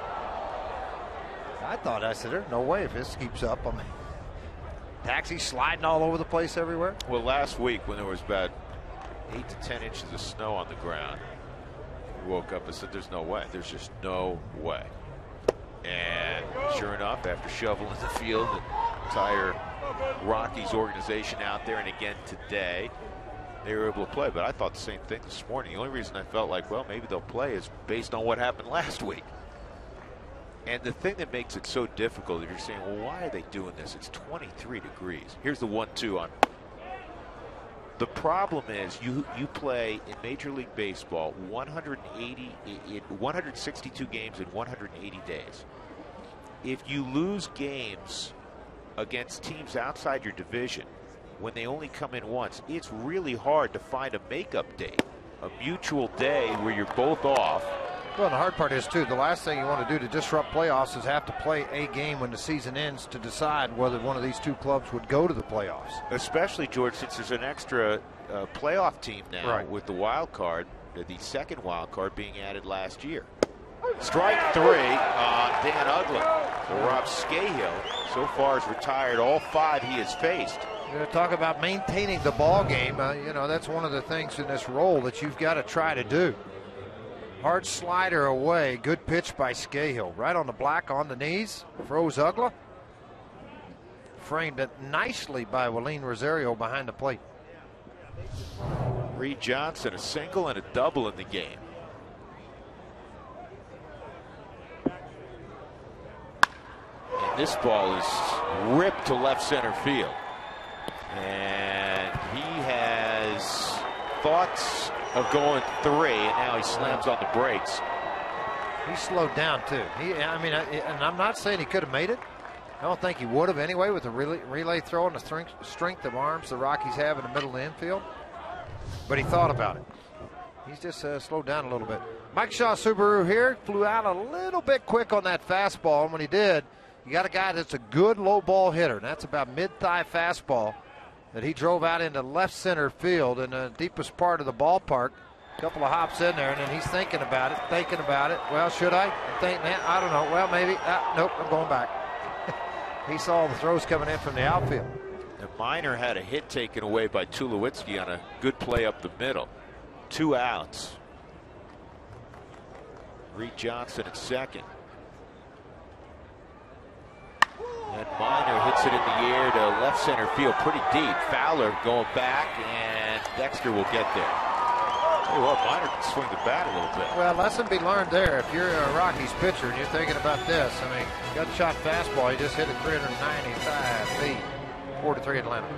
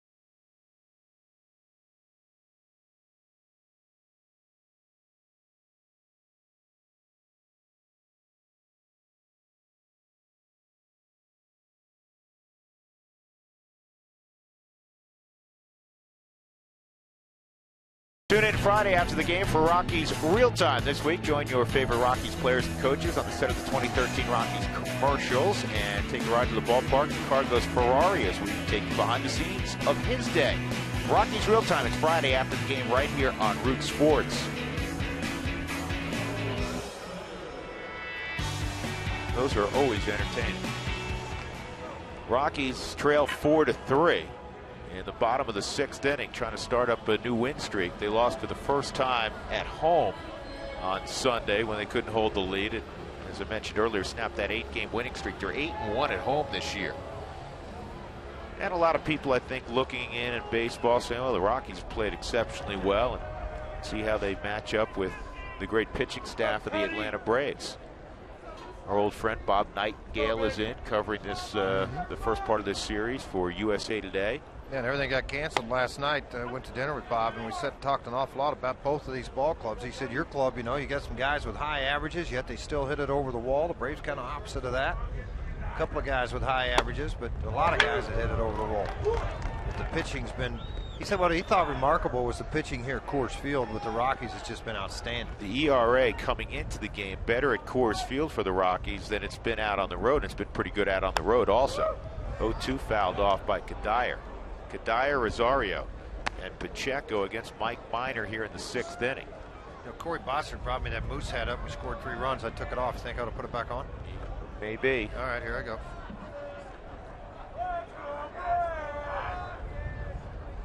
And Minor with his 5th strikeout.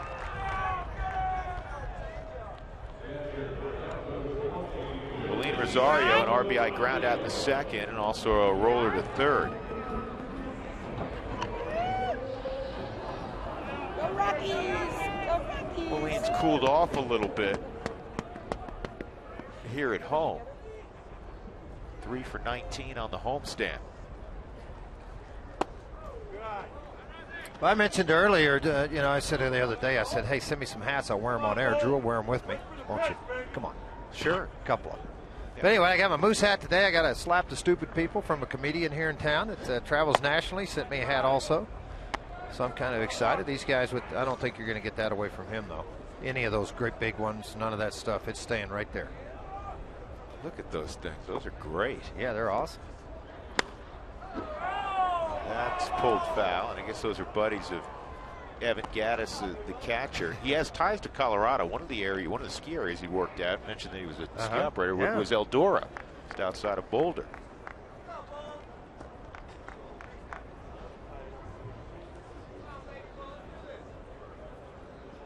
Go, Bull, start us off. Tell you what we need right now, George, is ski hats. Well, Doug just requested for me to lobby you at why couldn't you ski in this hat, Doug? Soft fly ball into the outfield, up and look it up. Why can't you ski in a moose hat? Well, ordinarily, George, I will tell you, because I know you don't ski. Ordinarily, you could ski in that hat in April. Okay. Okay, because ordinarily you think of spring skiing in April. Warm, sunglasses, lighter attire. Right. I would go Not out now. in that today in downtown Denver because it is freezing out. It's midwinter cold. Right, it is. And so Dougie's requesting some ski hats in. Yeah, a little of that's fine. Like that, it'd be great. I get the one on the right, Dougie gets the one on the left.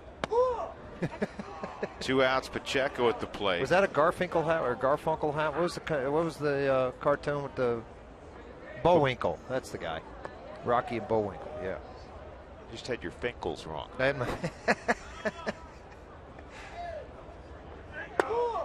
Pacheco, an RBI single in the 2nd, a fly ball to right in the 4th.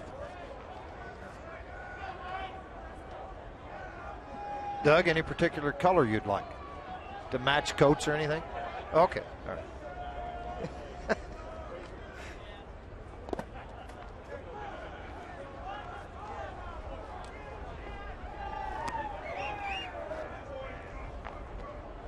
I love hats. I'm a hat collector at home. A lot of different hats. Boy, you always lobby Sarge when we see Philadelphia. Oh, absolutely. All of his hats are hanging up in the closet. Some of them are in the truck. Got a lot of ball caps.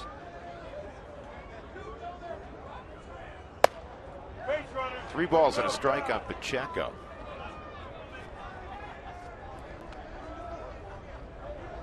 You wonder if this will be the final inning of work for Mike Minor. I was talking to Freddie Gonzalez. You always want to be leery, Freddie said at Coors Field, of overusing the bullpen. Down the left field line, stay fair, got a chance to get out. It is a foul ball. But the other thing you have to be a little bit leery of today with this extreme cold is working a pitcher, too deep. And his next pitch will be number 101. Well, they got the lefty-righty combination going down there right now. Guerin's a right-hander. He's kind of a low three-quarter submarine guy. The left-hander is, help me out with the exact pronunciation, Drew. Avalon, the left-hander. He had a little hamstring deal the other day. Guerin's the right-hander, but he's one of those guys a little bit more three-quarters, quick delivery to the plate, sets very high. Or is Johnny Benner's not available? He's got an elbow issue right now on the DL. Pacheco hits one in the air to right field. Reed Johnson waiting. He's got it. And it's a 1-2-3 6th inning for Mike Minor. We move to the 7th. It remains 4-3 Braves.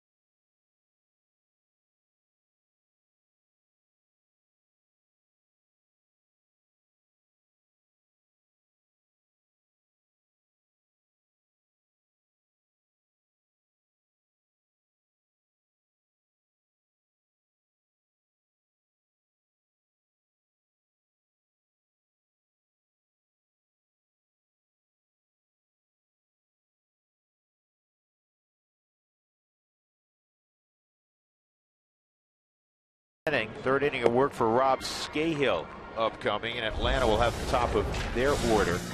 Here's our CenturyLink What's Next? It's brought to you by CenturyLink.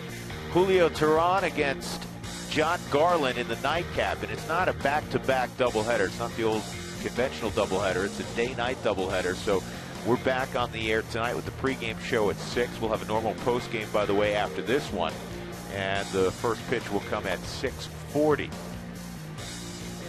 Garland's been terrific for the Rockies thus far. Tied affair.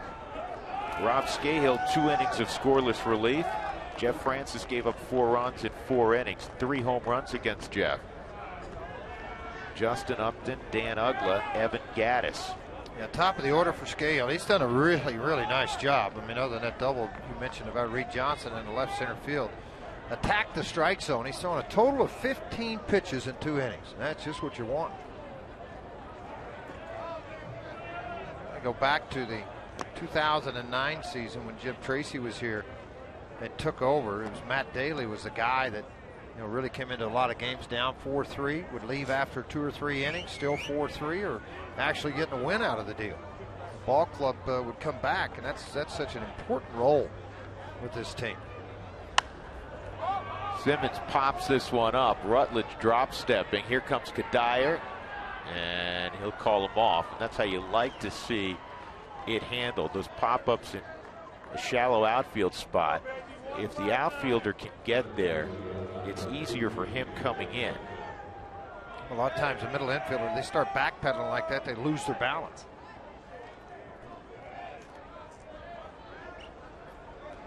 B.J. Upton's 0 for 3, ground ball to third, a line drive to Kadire, and a strikeout, and it was a big one by Jeff. So we're guys in scoring position, and B.J. swings through that slider.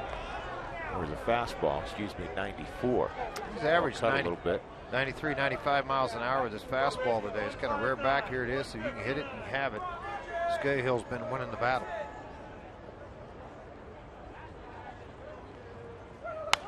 There's the slider. This one, Pacheco hoping for a play, won't have one. 2 strikes. B.J. Upton's hitting second for the first time this year. He's led off some, and he's hit 229 there. He was batting in an RBI spot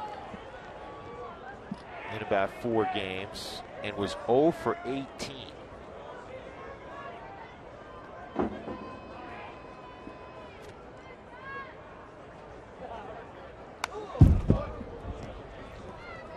For Freddie Gonzalez, it's been interesting to watch the relationship between the 2 brothers. They always spoke frequently during the season when BJ was in Tampa and Justin was in Phoenix playing for the D-backs, but now being together every day. He said, you know, Justin will get after his older brother sometimes too, so you're thinking too much. Let's go, swing the bat. Well, who knows each other better than your own family? I mean, about what's going on with you to try to get you going, you know? That's the other way you got to look at it. Yeah. You guys know each other very well.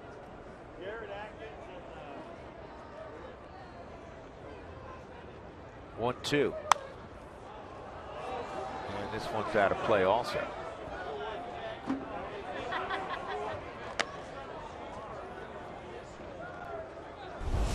Atlanta very busy in the offseason. They pick up the Upton brothers, and Justin's off to a hellacious start. BJ scuffling a little bit.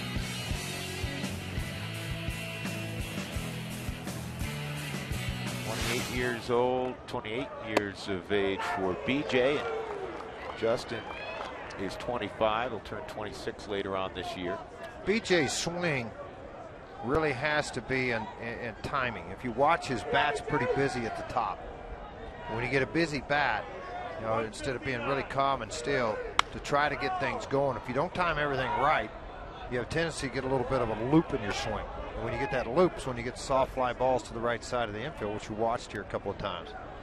And when you time it right, things can be pretty good. And you can hit it a long, long way.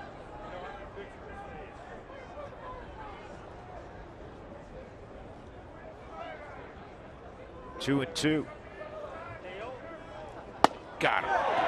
Rob Scahill with a reach back fastball at 94, and that's out number 2 in the 7th inning. Exactly what it was. I mean, he really keeps his hand behind the baseball well on this fastball. Doesn't let it get outside the baseball and threw the ball right by him. And now here's Justin. He hit a ground ball. First batter faced by Scahill. Back in the 5th, hit a ground ball to shortstop.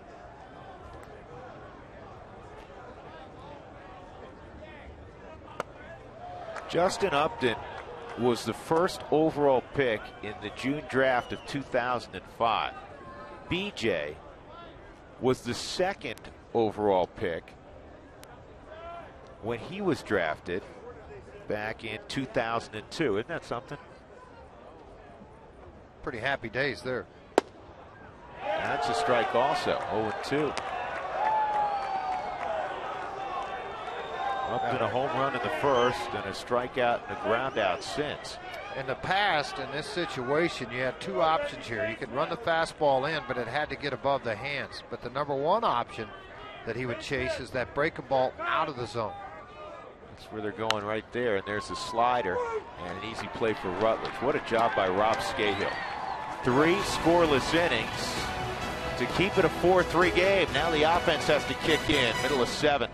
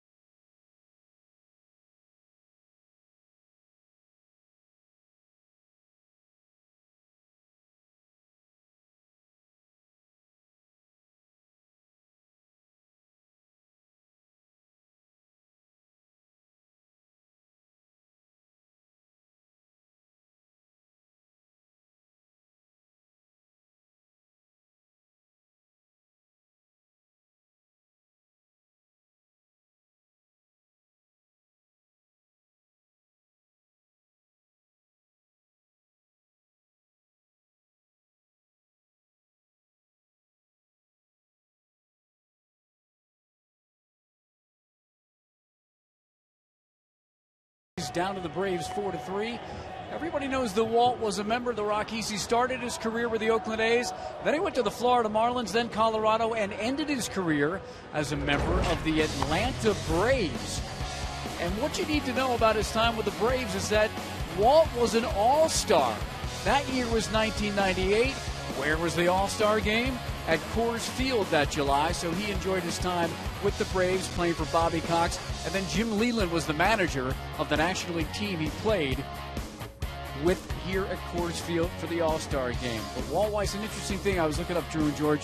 I wondered if he had played any other position in the big leagues, and he said to me, you know what? I have only played shortstop in the minors and in the majors.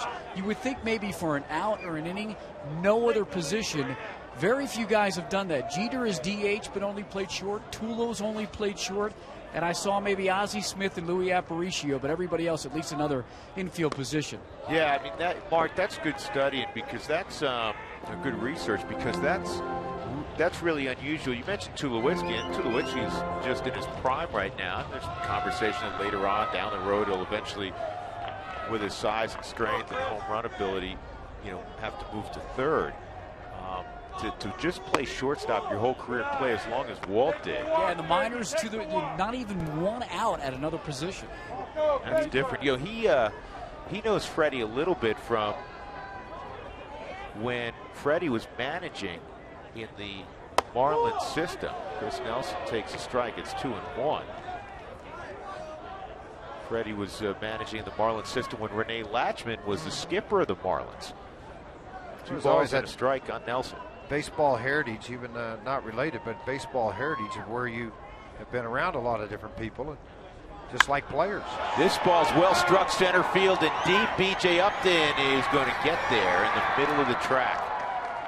So Chris Nelson gave it a ride against the new pitcher for the Atlanta Braves, Luis Avalon, in relief of Mike Minor, who went 6 innings, allowed 3 runs on 5 hits, couple of walks, 5 punch-outs. Avalon, the 23-year-old lefty. All part of that Atlanta bullpen, the #1 ranked bullpen in all of baseball, 1.22 earned run average. A year ago, he pitched in 31 ball games, 36 innings, 27 hits. He struck out 33. He keeps the ball in the park. Last year in the big leagues, just 1 home run and 36 innings thrown. So with 1 out, EY will pinch hit. Great job by Rob Scahill. For Rob, George, he had a particularly early call this morning because he's still living in Colorado Springs. And it took him, because it was sloppy on the roads with the winter weather, it took him almost 2 hours to get here from the Springs. 2-0 on Junior. 4-3 Atlanta. Latter third of this ball game. 4 runs, 7 hits, no errors for Atlanta. 3 runs, 5 hits, no errors for Colorado. And it's 3-0 on EY. Dexter's on deck.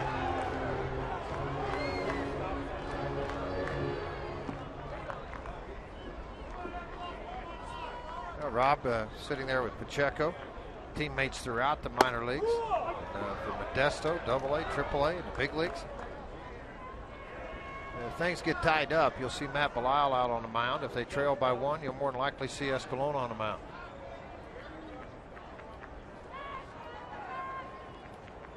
And Junior with a hard smash, but it's right at Chris Johnson. 2 outs.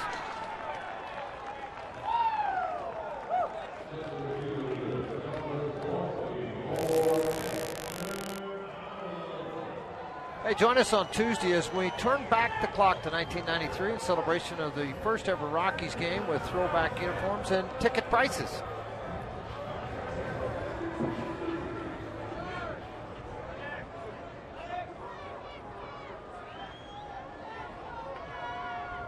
Dex, a triple and a single. Also a ground ball to third. Well, I want to correct something very quickly. I read that turn back. We already have done that. Follow the Rockies on your phone or your iPad with the MLB.tv and featuring pitch tracking, stats, highlights, and a whole lot more. So it's MLB.com @BAT13.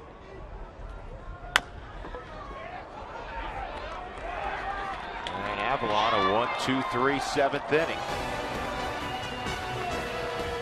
4-3 Braves.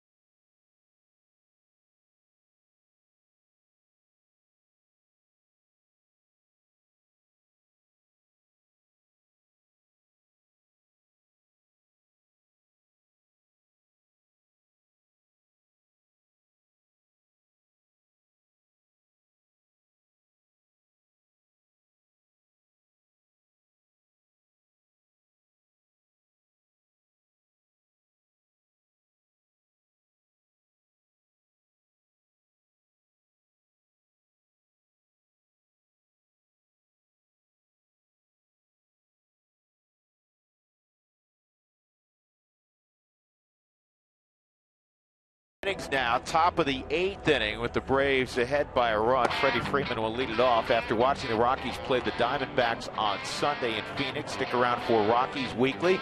We'll recap the best of the week and provide an exclusive interview with the coaching staff. Don't miss Rockies Weekly at Sunday after the ball game. Freddie Freeman, Chris Johnson, Evan Gaddis, and on the hill is Edgmer Escalona. And once again, a marvelous job by Rob Scahill. 3 innings. He allowed 1 base runner, a Reed Johnson double. Other than that, didn't walk anybody, and he struck out a pair. And most importantly, he kept it at 4-3 to give this Rockies team a chance. Well, that's the big thing right there, maintaining the ball game.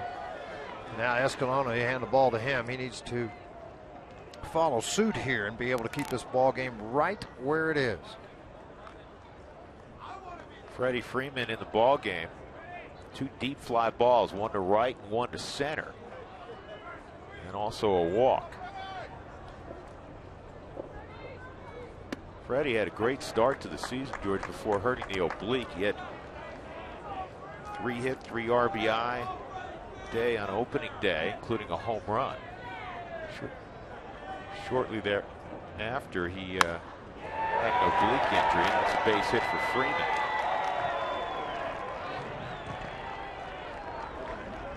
Let's take a look at Escalona's numbers. He's thrown the ball very well so far, and you know, again, the other day gave up 2-run home run to Chavez. Other than that, out of 6 ball games, 10 2/3, 8 hits given up. He struck out 7. And the important thing, just walked 1. Now 3 home runs.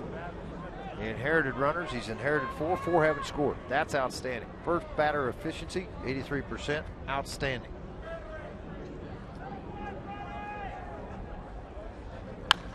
Johnson in the air to right. Dyer makes the catch. Boy, the sun is really heating things up, George. It's up to 27. Out there, maybe. Glad I got the hat. See it there, 27 degrees at 317 here in Denver. Something tells me it's not going to go up much higher. No, I don't either. I think it's pretty much going to be heading the other way. Evan Gaddis, strikeout, long home run, and a line out to third. Talked about the journey this young man's taken to the big leagues.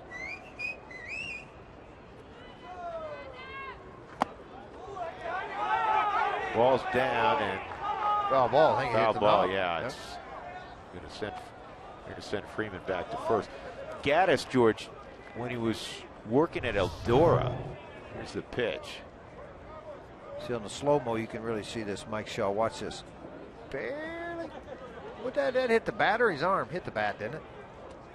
Hit the back end of it. He checked his swing. That bat head was dropped behind the elbow and just caught it. When he was working at Eldora, George, driving his car back and forth about 15 miles to the mountain, safe there. Well, he lost his car keys outside and it snowed. Couldn't find him for 3 weeks. He had to hitchhike back and forth to his job as a lift operator. And finally, the snow melted enough, he found him. 3 weeks. Tough way to go there. Great success story. Glad it's happened to him. 44 home runs in 222 minor league ball games. He's got 6 in 16 big league games.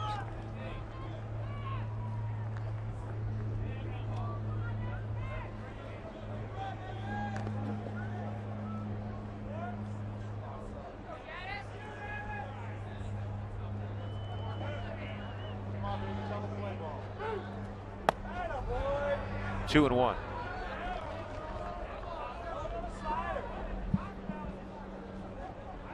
There was a note in the Atlanta Braves pregame release that it reminded me of the football season. It reminded me like when the Tampa Bay Buccaneers go on the road to a cold weather site. It said the Braves this year, George, are 1-2 in games played at 45 degrees or under. Yeah, Pittsburgh. Look at Joe Simpson, colleague on the other side over there. What did he call it? What is the Iditarod, or what's it called? Iditarod. That's the trip we're on right now. 3-1. Because in Pittsburgh, it was just absolutely freezing. Well, Joe came prepared today, and he was in a giving mood to his old Oklahoma buddy. We gave me a heater. Well, he came in, and Joe had a blanket, actually an electric blanket for you. Had a heating pad too.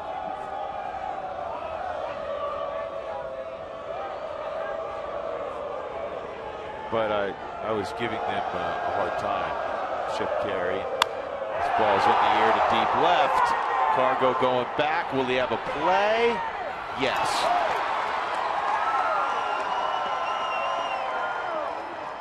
Gadd is flirting with another home run. 2 outs. And that'll bring up Ugla. Thank goodness for cold weather. The ball got in on hands a little bit of Gaddis, but he's a really strong guy. You would just kind of figure on warmer days that ball probably would have carried one of those high fly Coors Field type home runs. You know what I understand? I really thought, because Joe Simpson and I went to college together. Very good teammate. He might teammate with me and you today and open the windows over there, but not happening. Well, that's why I was giving them a hard time. Not happening. They kept the windows closed. That's why he was being so generous with all his warm stuff. So. Yeah. They're not open for business on the Atlanta side. That misses 2-0. Got a red blanket pulled over him over there. Oh, no, they're there. There we are. Here's where the real men work. Right over here, pal. 3-0 on Ugla. I'm sure their truck is, the producers and directors are telling Joe that your Okie buddies over there ripping on you pretty good about right now. Well, we want them to know. Yeah, absolutely. No problem with that. Yeah. Except if it gets really cold tonight, we might want that electric blanket. And I don't think we're going to get it. They may take back that offer. 3-1. Looking ahead to the 8th inning.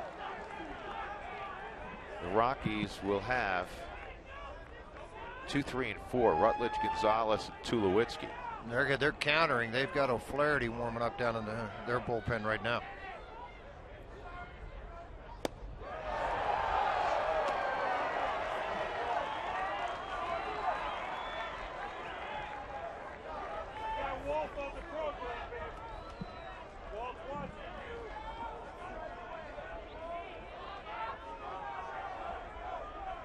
Thing I didn't understand is Kerry's over there and got on a blanket, a scarf. He's got on all kinds of stuff over there. Joe's over there sweating. He's got on a sweatshirt.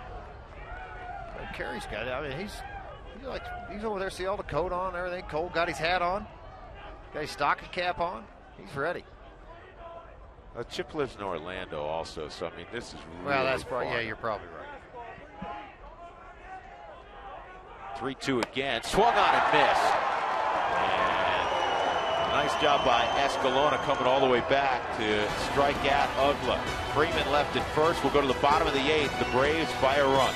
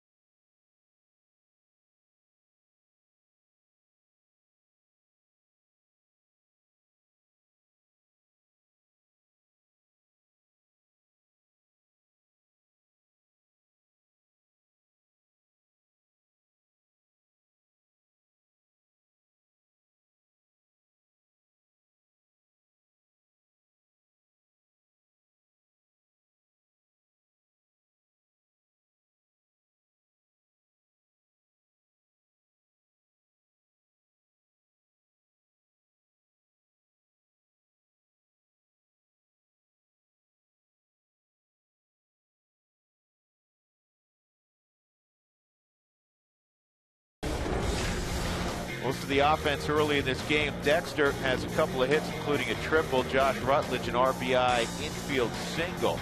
Not a lot of offense for the Rockies against first Mike Minor and then Luis Avalon. They'll try to turn that around here in the 8th inning against Eric O'Flaherty, the other lefty in the Atlanta bullpen. Josh Rutledge, Carlos Gonzalez, Troy Tulowitzki. Right part of the lineup, George, and the other reason you have to emphasize this inning is Craig Kimbrell's waiting in the 9th. Yeah, he is, and O'Flaherty's not a, it's not an easy day at the beach to go against this guy either. I mean, he's somebody that can come right at you. Now, he is not Josh Fetters with a heavy fastball, but he has taken over the role of that 8th inning setup guy to pass the baton. 2.08 earned run average, 4 hits given up in those 8+ innings. Like I said, not a lot of strikeouts, but he gets the ball put on the ground. The ball stays in the yard. League's hitting 138 against him. That's a good start. That was a self-defense catch. Yep, he gets Josh Rutledge. That'll bring up Cargo. Cargo's 0 for 3. Fly out to left, a strikeout and pop to short. Gonzalez 3 for 6 though, lifetime against Eric O'Flaherty.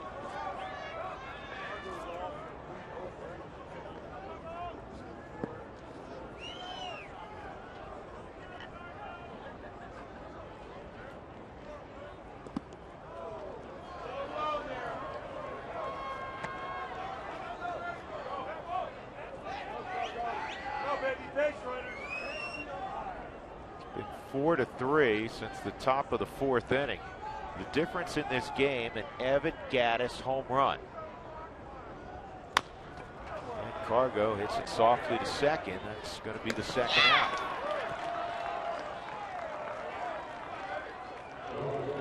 If you have auto glass damage, call Safelite Auto Glass. Vehicle glass experts at 303-287-5000 or go to safelite.com. Tulowitzki 0 for 2 and a walk.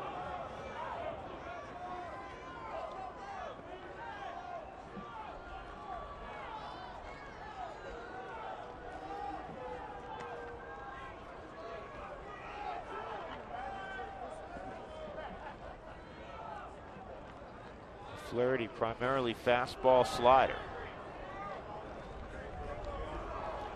But pretty good command, just like everybody else seems to be out of that bullpen. Johnson is playing on the line, and it's a very quick 1-2-3 inning for O'Flaherty. Through 5 pitches. 4-3 Atlanta.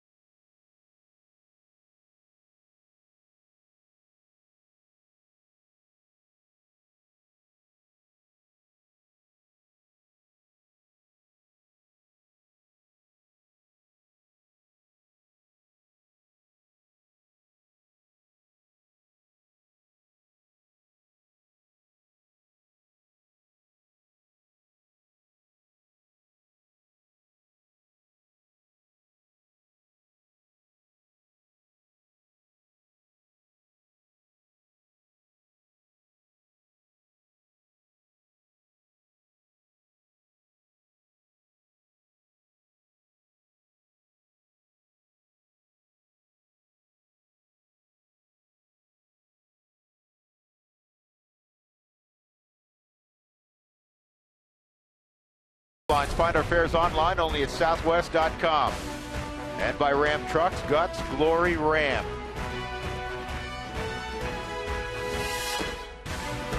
Rockies trailing the Braves 4-3. The Rockies just 1 hit since the 4th inning.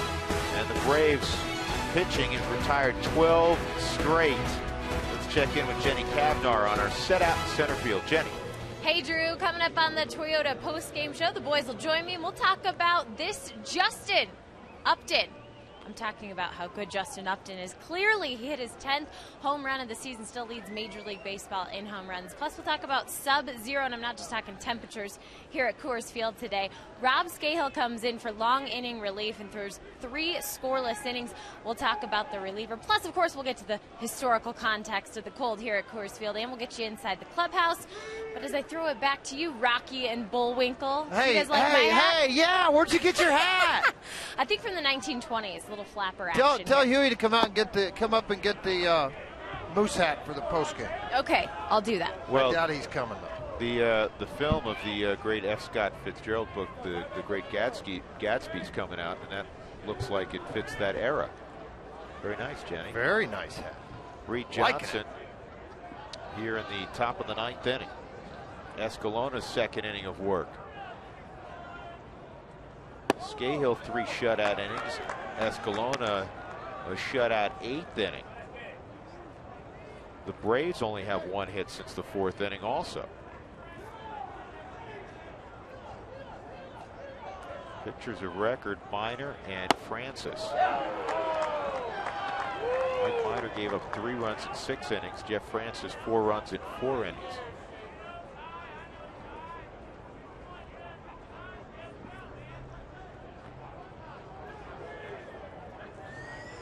One-two.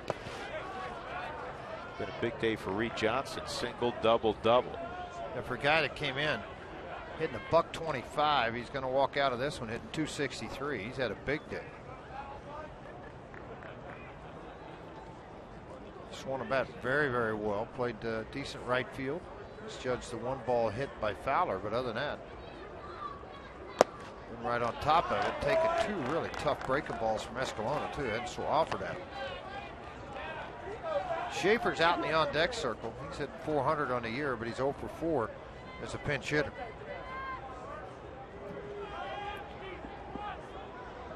Rockies are going to have to go to work against Craig Kimbrell, who's allowed 2 hits this year. To third, and that's down the left field line, and a 3rd double for Reed Johnson. I'm sure that's how you're going to score that one. Chris Nelson's diving. So that is now officially a double. 4 for 4 for Reed Johnson. Late in the ball game, down 1.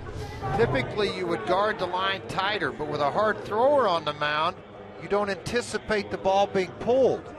And Escalona definitely a hard thrower.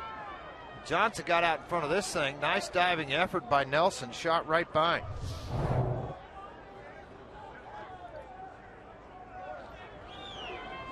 Jordan Schaefer, who came up with the Braves, moved on to Houston in the Michael Bourne trade and is now back with Atlanta. He's up there now, pinch hitting, and you figure he's going to bunt.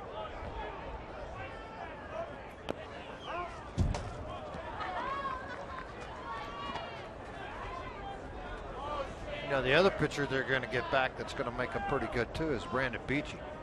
He's supposed to be back in July.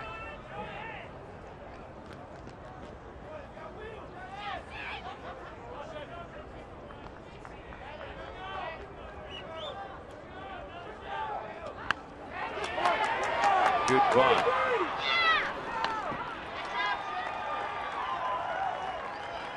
So Reed Johnson to third with one out. Stay connected this season by following Root Sports on Facebook, Twitter, and Instagram. We want to hear from you as the Rockies continue this 2013 campaign. Get online and tell us which game has been your favorite thus far to watch.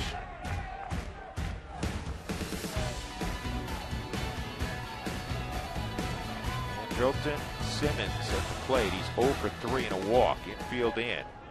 The Braves ahead 4-3 in the ninth. Yeah, trying to get Rex Brothers loose too. That's for Freddie Freeman. And as late as this is, trying to get him going. There's one out. A couple of right-handed hitters coming up right after this.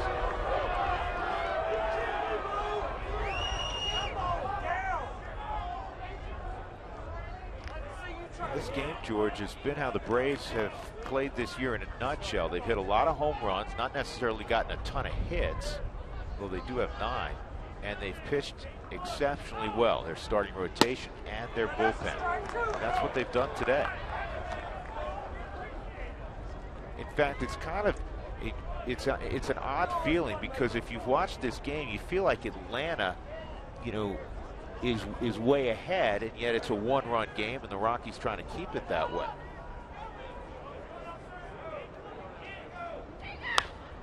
This is popped up in the infield. Tulowitzki retreating.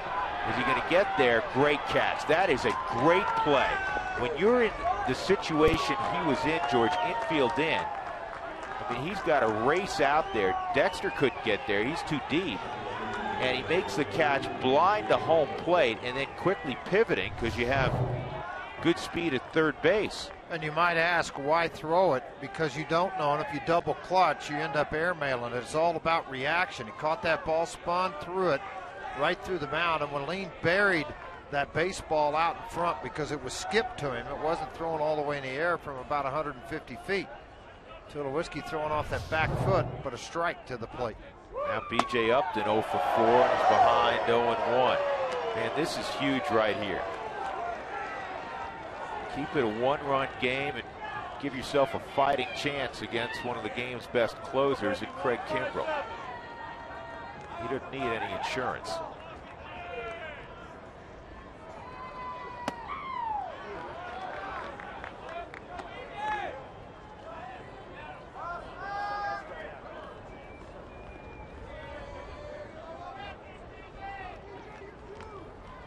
Well, there's the right-hander that last year dominated baseball. Hard-throwing right-hander. He wasn't bad his first year in 2011 either. Here's the 1-1. Swung on and missed. It's 1-2. Rockies in the ninth. Kadire, Rosario, and Pacheco.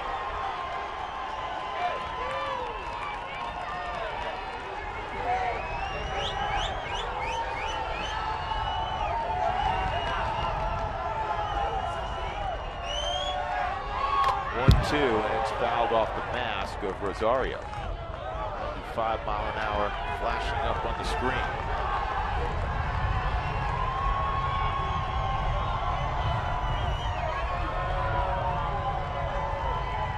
Only other game going on right now, and it's over. Minnesota and Miami, they're having to play 2 also.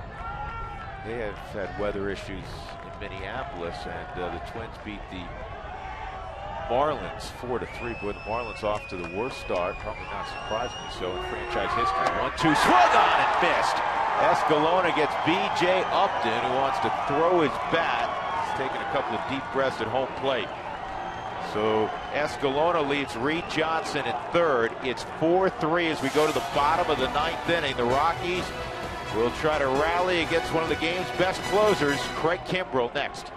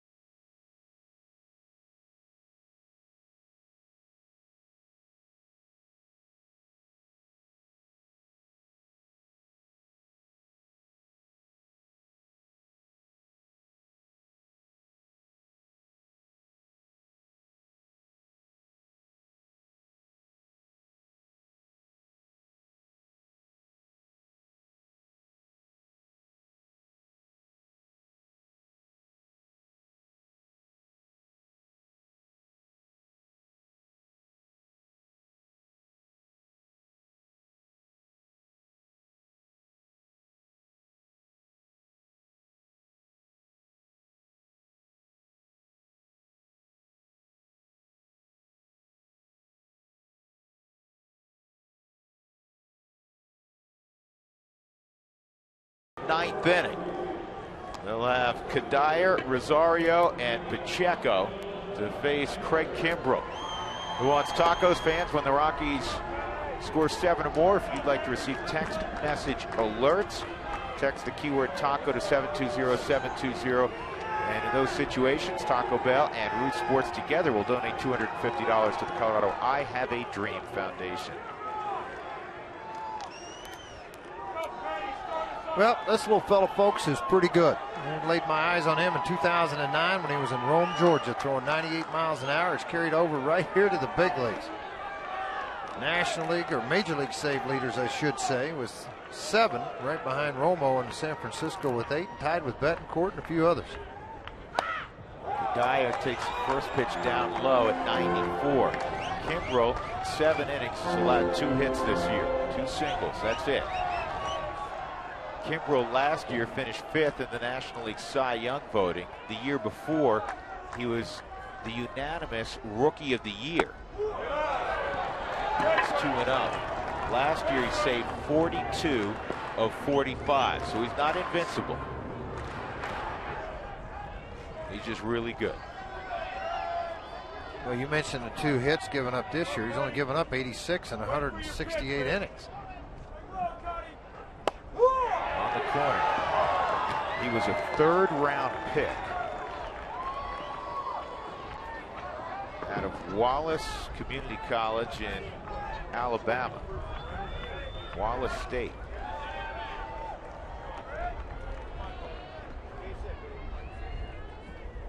Three and one.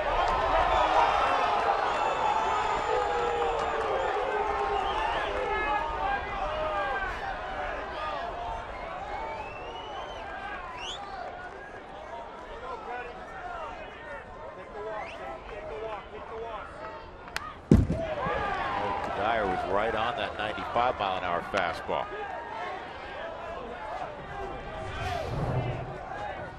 A really closed body as he comes to the plate. The high leg kick, hip rotation really helps him stay on line and be very explosive out front off that stiff front leg, but man, it's nasty with a whole lot behind it.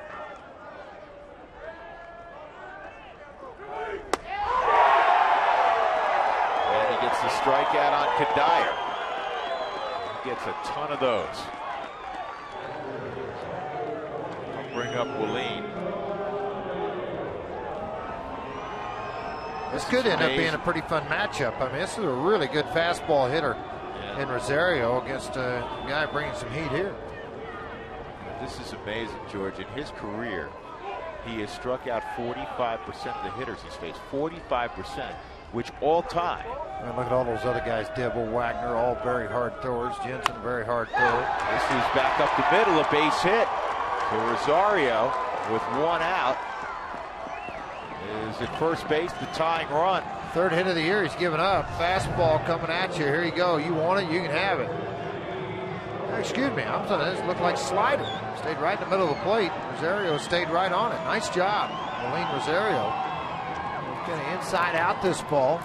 He traveled deep back in the backside of that strike zone, and a base hit up the middle.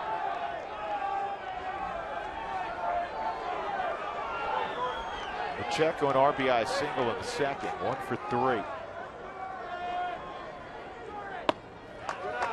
Now the outfield is playing no doubles, which is what you do. Up a run in the 9th inning. Whether you're at Coors Field or anywhere. The most expansive outfield in baseball. And Rosario, not your ordinary catcher. He's not going to be confused with Eric Young, but he runs pretty well. If you get one in the gap, you never know. 2-0. Nelson on deck.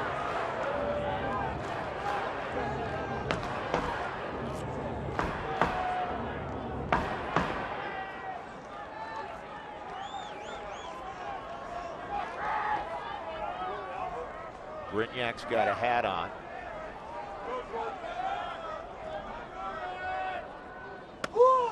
And it's 3-0. Two straight hitters, George. Kimbrel's fallen behind 1-2-0, and he ended up coming back and getting to Dyer. He's fallen behind Pacheco 3-0, who will be taking the whole way here.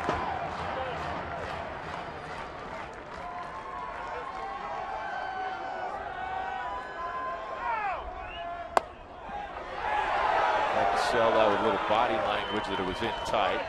Scott Barry wasn't buying. It's 3-1.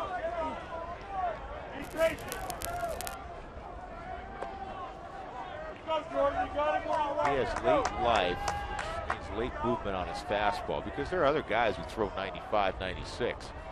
He just doesn't get hit. Looks like Pacheco was taken on the 3-1 delivery as well. It's 3-2. 5'9", short, quick arm action. So the ball comes out low, stays low, and rides it all the way into the home plate area. I mean, we watched two guys with the Rockies today throwing 95. Scahill and Escalona both were throwing 95 miles an hour. That's not the part that will get you with Kimbrel. He just lives constantly at the bottom of the strike zone with every pitch he throws.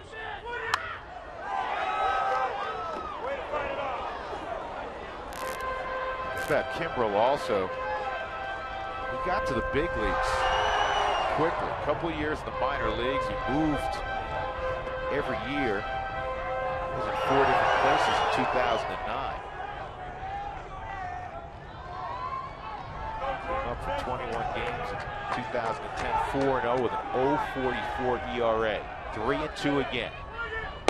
Strike 3 on Pacheco. At 95 and paint on the outside corner on the knees. Pacheco fought one of those pitches off on the previous pitch to keep the at-bat alive. You know, thinking this ball's going to be a little bit low, but centered up pretty well by Gaddis behind the plate. Yeah, it did catch the outside corner. 2 outs. Rosario at first, Chris Nelson. A couple of strikeouts and a deep drive to center field. It was flagged down by Upton. It was slider, and it's 0-1. Again, Reed Brignac's in the on-deck circle in the pitcher spot, which tells you that Todd Helt, as Walt Weiss said earlier, is not going to participate today. Keep resting that forearm that's been bothering him.